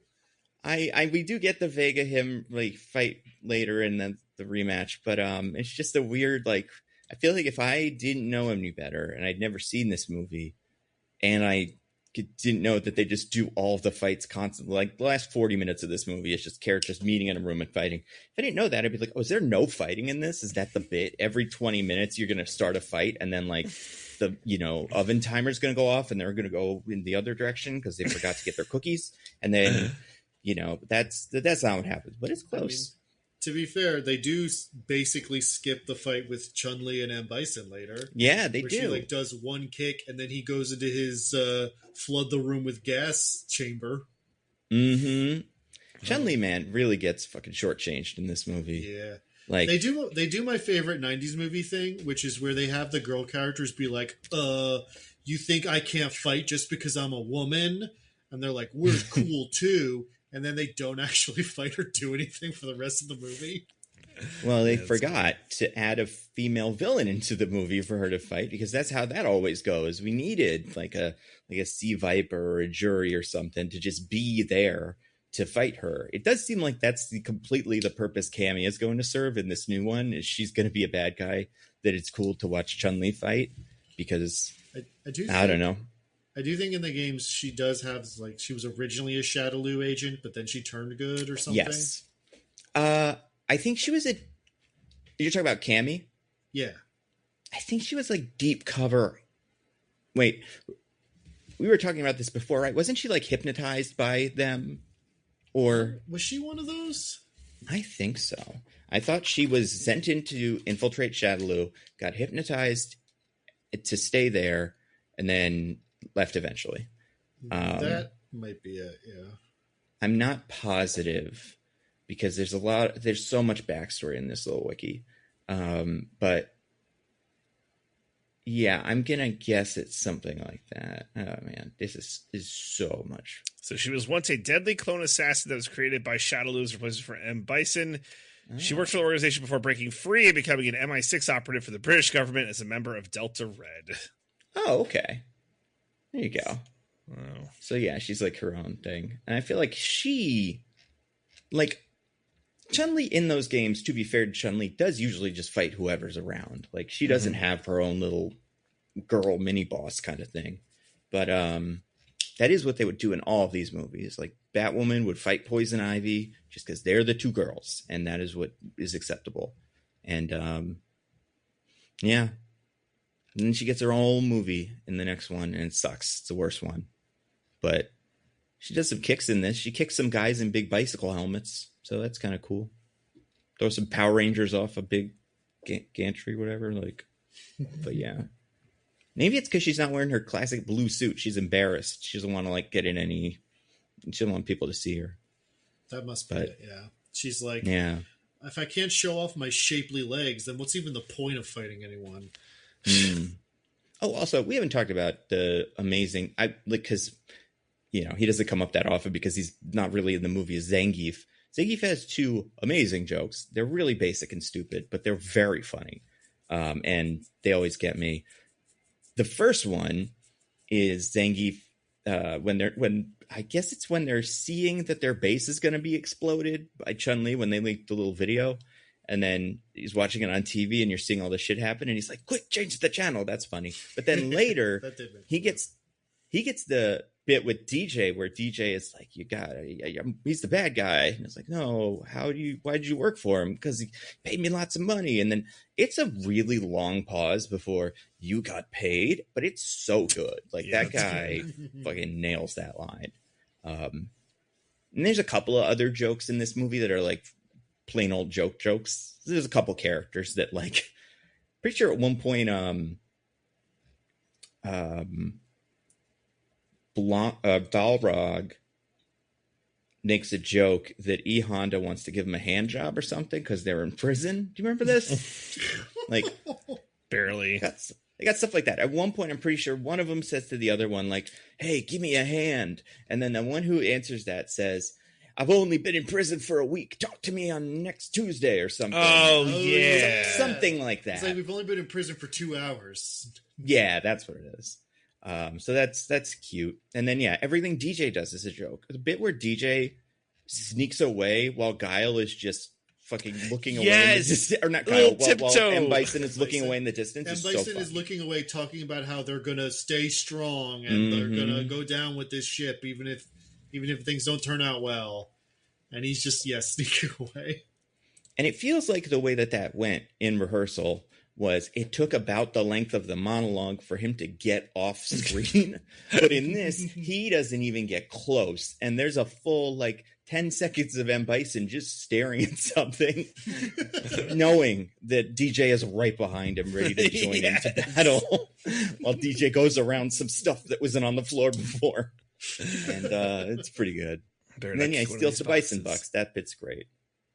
It's all this movie's fun. Listen, 5 times the British pound, so I know. That's pretty good. That's how exchange rates work, kind of. Is this what currency manipulation is? Is that what Trump keeps yelling about with China? Is it that they keep saying, ours is worth 5 of yours? And then we go, what does that mean? And he's like, well, we can buy 5 as many things, but that shouldn't. But maybe, I don't know. We're just going to get $10 billion anyway, and we'll just have that. We'll use that for money, but I guess we don't need those things. It's pretty cool. Yeah.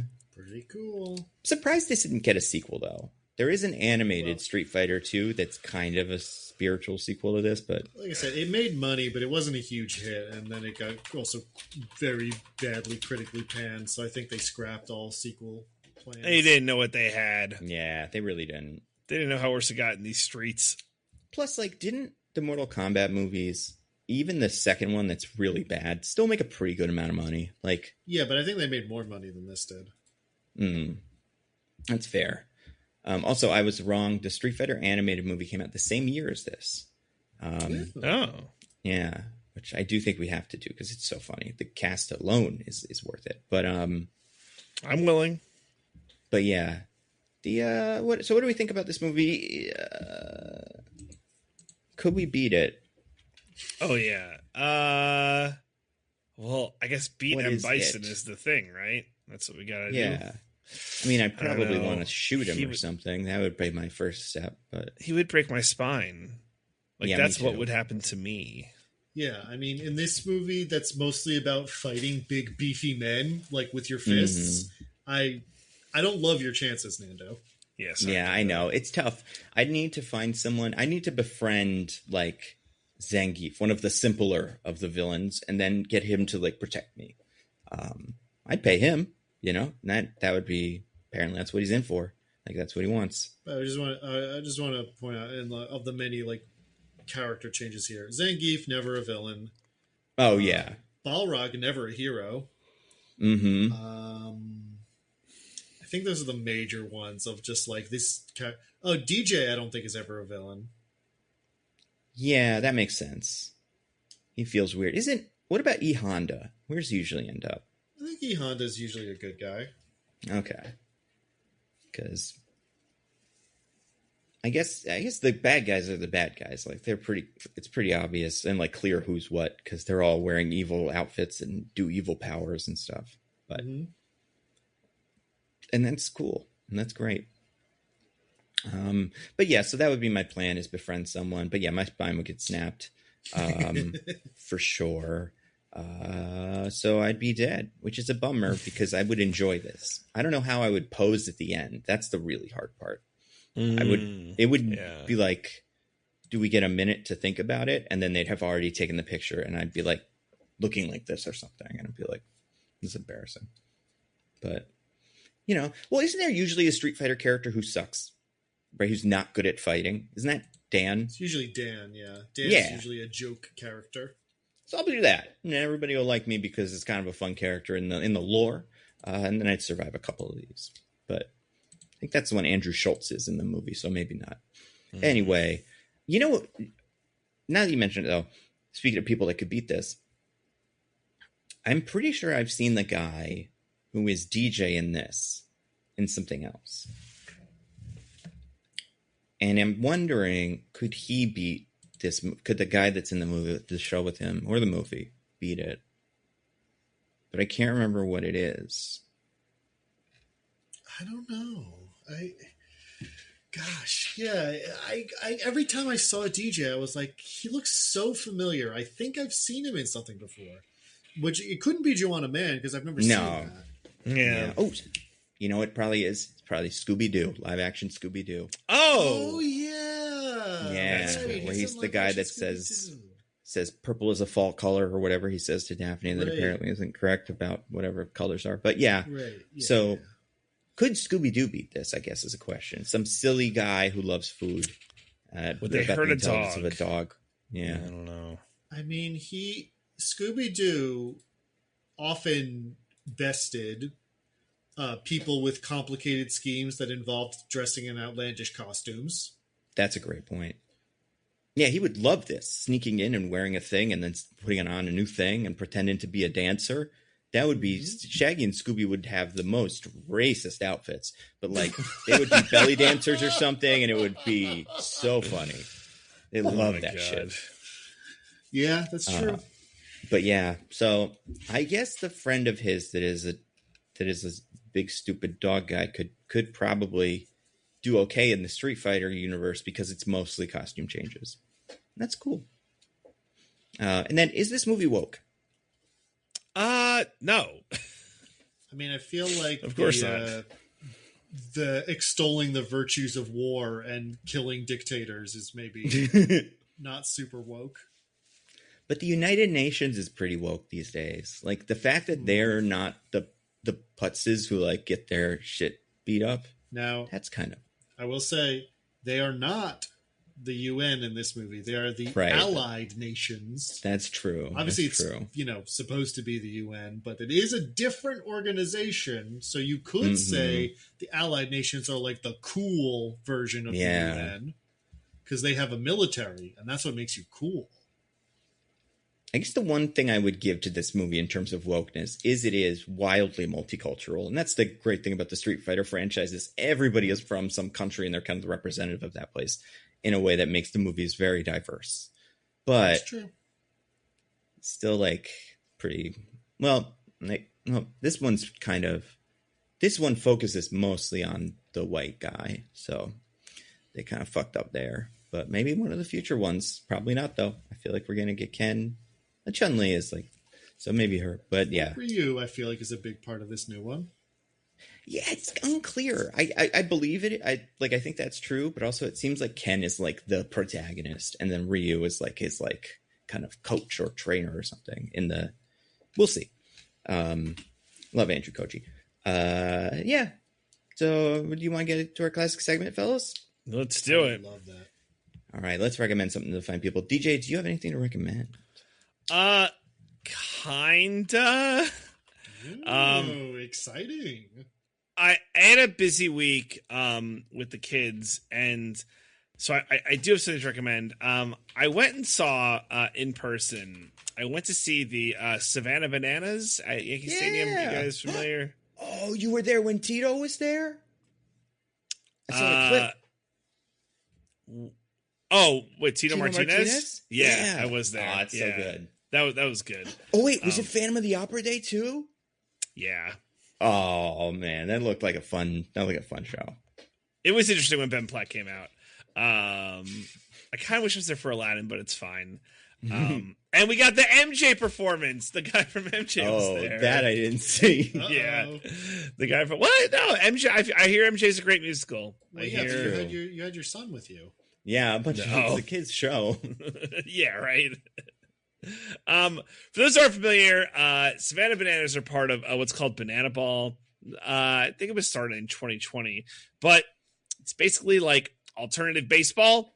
So the rules are all different. It's a timed game. Like there's innings, but it's timed because they're like, oh, it won't be too long. It's for kids. It's baseball for kids.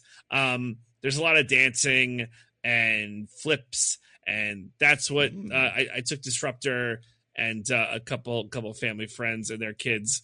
And Disruptor really liked all the backflips that the guys kept doing.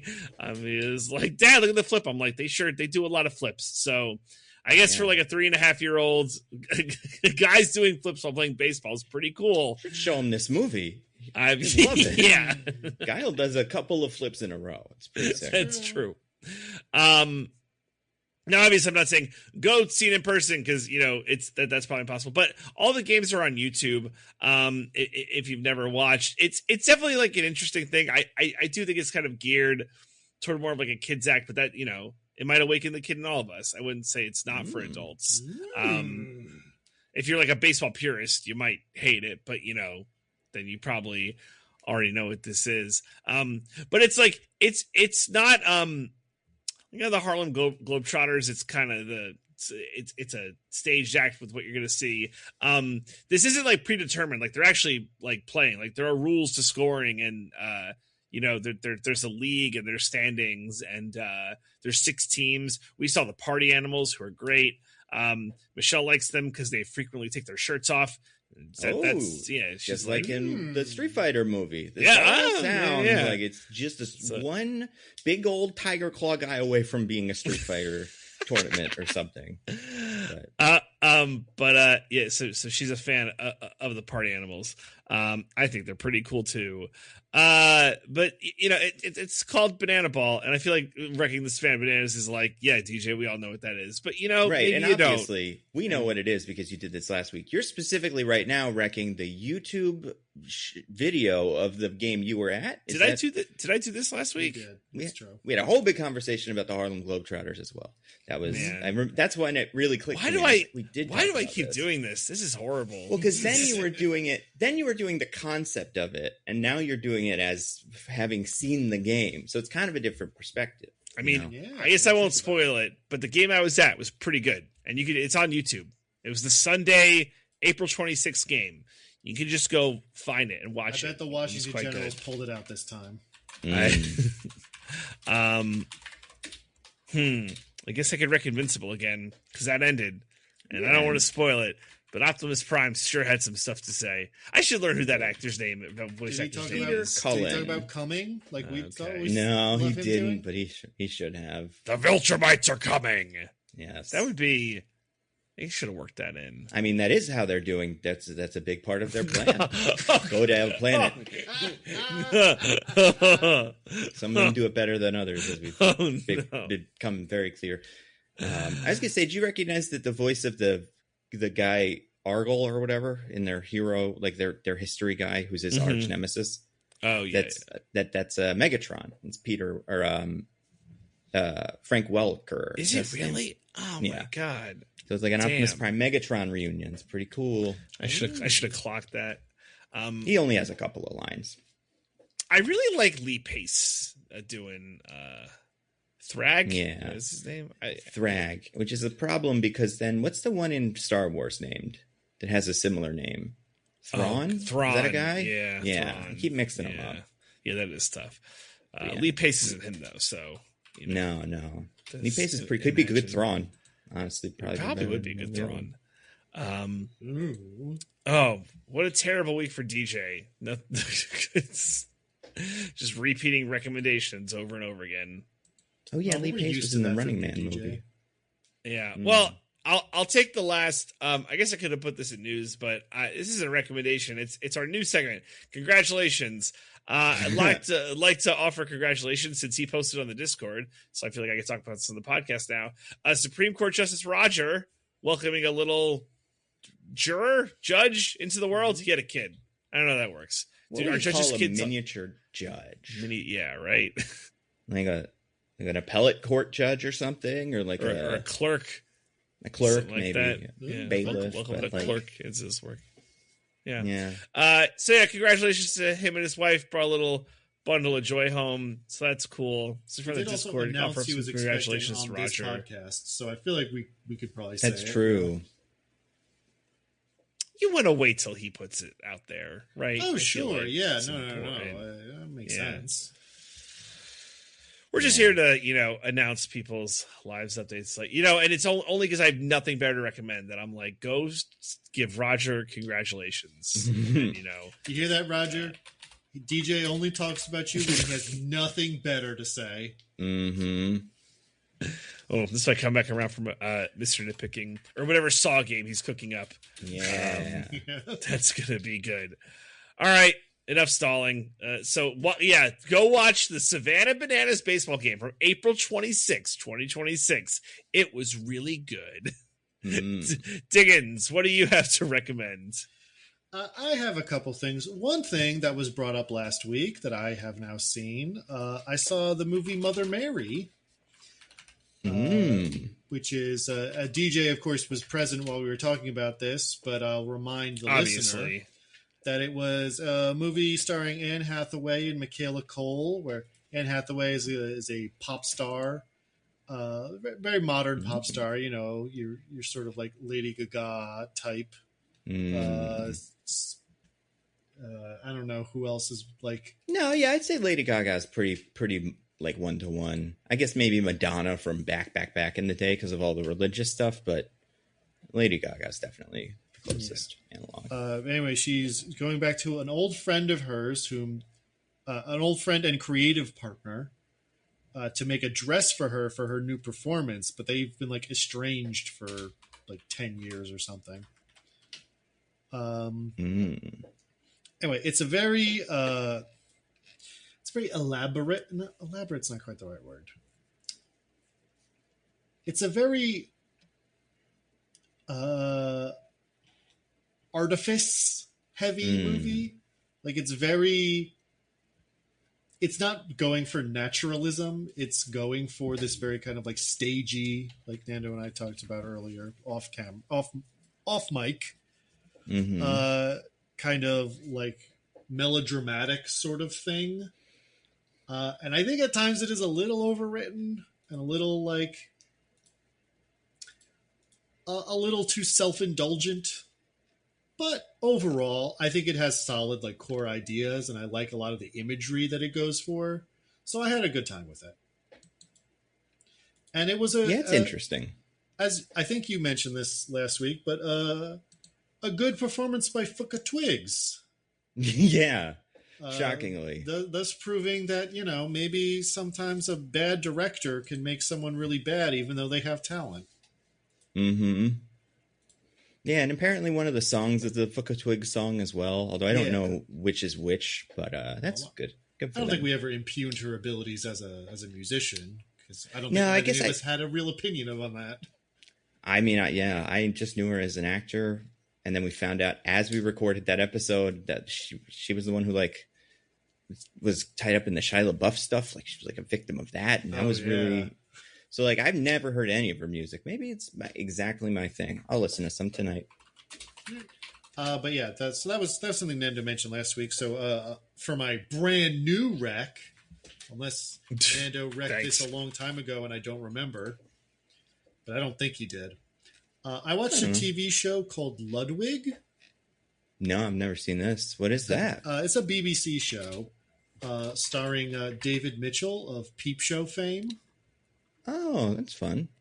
Yeah, but it's kind of like a murder mystery crime thriller sort of thing. David Mitchell is playing. He's a puzzle designer. Like he makes, you know, logic puzzles, word puzzles, that sort of thing. But his twin brother is a police detective and has gone missing and like sent a cryptic note to his wife and like had been acting strangely for the past few months. So his twin brother's wife, in order to figure out what was going on with him and where he went, gets him to impersonate his brother and like go into the police station, ostensibly to like get some notes and stuff that he left behind, but ends up sort of like wrapped into like has to go solve a case. And that's how the first episode goes. And then it's sort of like he, you know, in order to continue unraveling this mystery, he keeps doing that. So it's really interesting. It's really fun.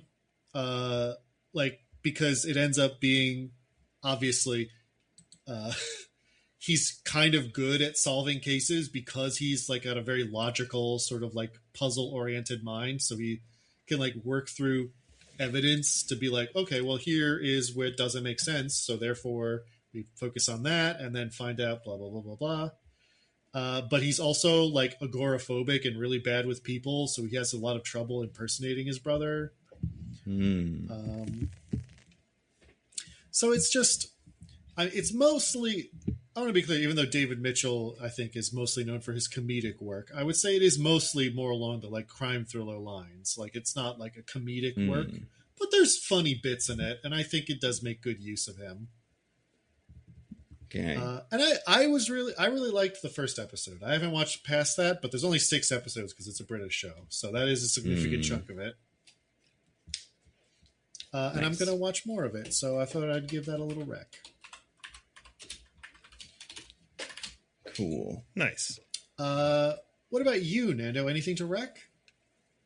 I've got a couple things, sure. The first things I've definitely talked about before. I think this week's episode of The Boys, episode 5 of season 5, is maybe the best episode of the show that's been produced. I loved it. It's going to be controversial because of how it goes and what people are kind of expecting from the show, but I thought that episode was great. Because of when Homelander puts on a bunch of bronzer and says, "I am Donald Trump." Actually. Oh my gosh. No, it's that when he says that I'm Hunter Biden. And then he goes and does cocaine. Yeah. Oh, no. Because that's what it's about. And I actually think he made some good points. I'm switching all my views. I think Hunter Biden's a real problem. We should get the V1 or whatever the fuck. I don't know. This season's been all over the place. Like, I don't love everything, but I do think this episode was great. Also, speaking of things I've been watching that I haven't recommended, but I have been pretty, like, keep it up pretty, like, tight with. I think, and I know this is going to sound obvious because of course it is, but the British version of SNL is better than the American version. Damn. Because you have mentioned this before. Yeah, okay. The sketches are shorter, and that's really like 90% of why. But also, they're just pretty funny. Maybe it's just the British people are funnier. Like, it's funnier to hear them speak because of their silly accent. They do have, but I think accents. A lot of it is it's a real, and they're different versions of the accents. Like you know, it's like a whole UK SNL, so they're all from different places. But some of the sketches I just think are funny, and like I think the cold open last week was 4 minutes long, and that felt long for that show. And it was like, oh, that was great. Like that would be 8 minutes in regular American SNL, and we'd be so tired of it. So I'd recommend finding some of those clips online. There's plenty of funny ones. My main rec this week, I started watching a show. I don't know if it's great or not, and it's definitely not what I was expecting. But I've started watching a show. It's an Apple TV Plus show called Margo Has Money Problems or Money Troubles. I can't remember which one it is. Money Trouble. I looked it up. It's a show about a young woman, Elle Fanning, her age, whatever she's supposed to be, a college student, I guess, who has a baby in a situation that is suboptimal. So she has to figure out a way to provide for her child and ends up doing something unusual. And it's not as much about that as I kind of expected it would be. It's more just about her being broke and having a baby. It's not funny. It's a little bit funny, but it's more of like a dramedy. But I think Elle Fanning's really good in it. What's her name? The Catwoman, original Catwoman. What's her name? Michelle Pfeiffer. Yeah, she plays the mom, also pretty good. And then Nick Offerman plays her dad, a retired professional wrestler. And I really liked him. And I don't love him in every dramatic role where he just kind of does Nick Offerman. Like this felt like something that was interesting. Yeah, I don't know. I think it's a pretty good show.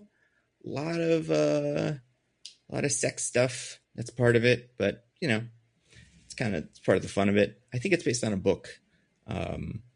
So I wouldn't say definitely everybody's got to watch it. I also don't think it really starts doing the fun thing until like episode 4, but it does eventually do that. And then it's kind of that helps lighten it up a little bit. Yeah, so I'd say that. And then we'll see. I really got to finish Beef. Like I'm so close to being done with it. I have to like commit. And what are we doing next week, fellas? I think Diggins will quit if we make him do Animal Farm. Oh, is that already out? It's this week? It'll be out, this weekend, so we could do it. It's an option. I don't want to. I don't either, but yeah, that's it. I don't want to either. Correct. Can keep the debt streak going. I know there's a few more debts. I mean, we're just cleaning house. That's true. Yeah, plenty of time for that. Until then, do you have anything to plug? DJ, do you have anything to plug for the fine people? Well, at the risk of like doing repeats again, Roses and Rejections. We haven't recorded an episode. Those are fine. Well, but the exact same episode because we haven't recorded one. So whatever the last one is, I think it was RuPaul's Drag Race. No Bachelor until 2027. They're really just like fucking kicking the can down the road. People gotta stop throwing chairs at babies, DJ. Yeah. They're just like, we're just not going to touch this for a whole calendar year. We're just gonna let it go. I guess also a plug. If you listen to the Pop Break, the anime pop podcast, they did a Pokemon draft, and Michelle was on it, so you can go listen to her on a Pokemon draft. They do a lot of drafts for all kinds of different categories and stuff. So they did a Pokemon one. But that's you can find those on the Pop Break podcast network. Diggins, what about you? Nope. What about you, Nando? The usual videos and stuff. My recast Jared Leto video will probably be up pretty soon on the main channel. I had a video I put out today as of recording this. That's my a lot of the DC projects seem to have shifted and stuff, and that's kind of weird how that happens. So prediction for someone. If you're confused, what was the prediction? I can't remember. That a lot of the DC things wouldn't come to fruition. So you definitely one of them seems pretty much dead in the water. However, it is the least surprising of those, but still, it's a start. Keep an eye on it. Yep. Yeah, they're canceling it. Putting it right in Batgirl. Had girl in the back, and then we're like, we don't need this movie. Tax purposes, please. And that's what they're doing. So yeah, all those videos and stuff, check those out on YouTube at Nebula. Until next week, I put it in Nando V Movies on Twitter. I'm at Zippy by Day. I'm at C Diggins, exclusively on Bluesky. Goodbye, everybody. Goodbye. Bye.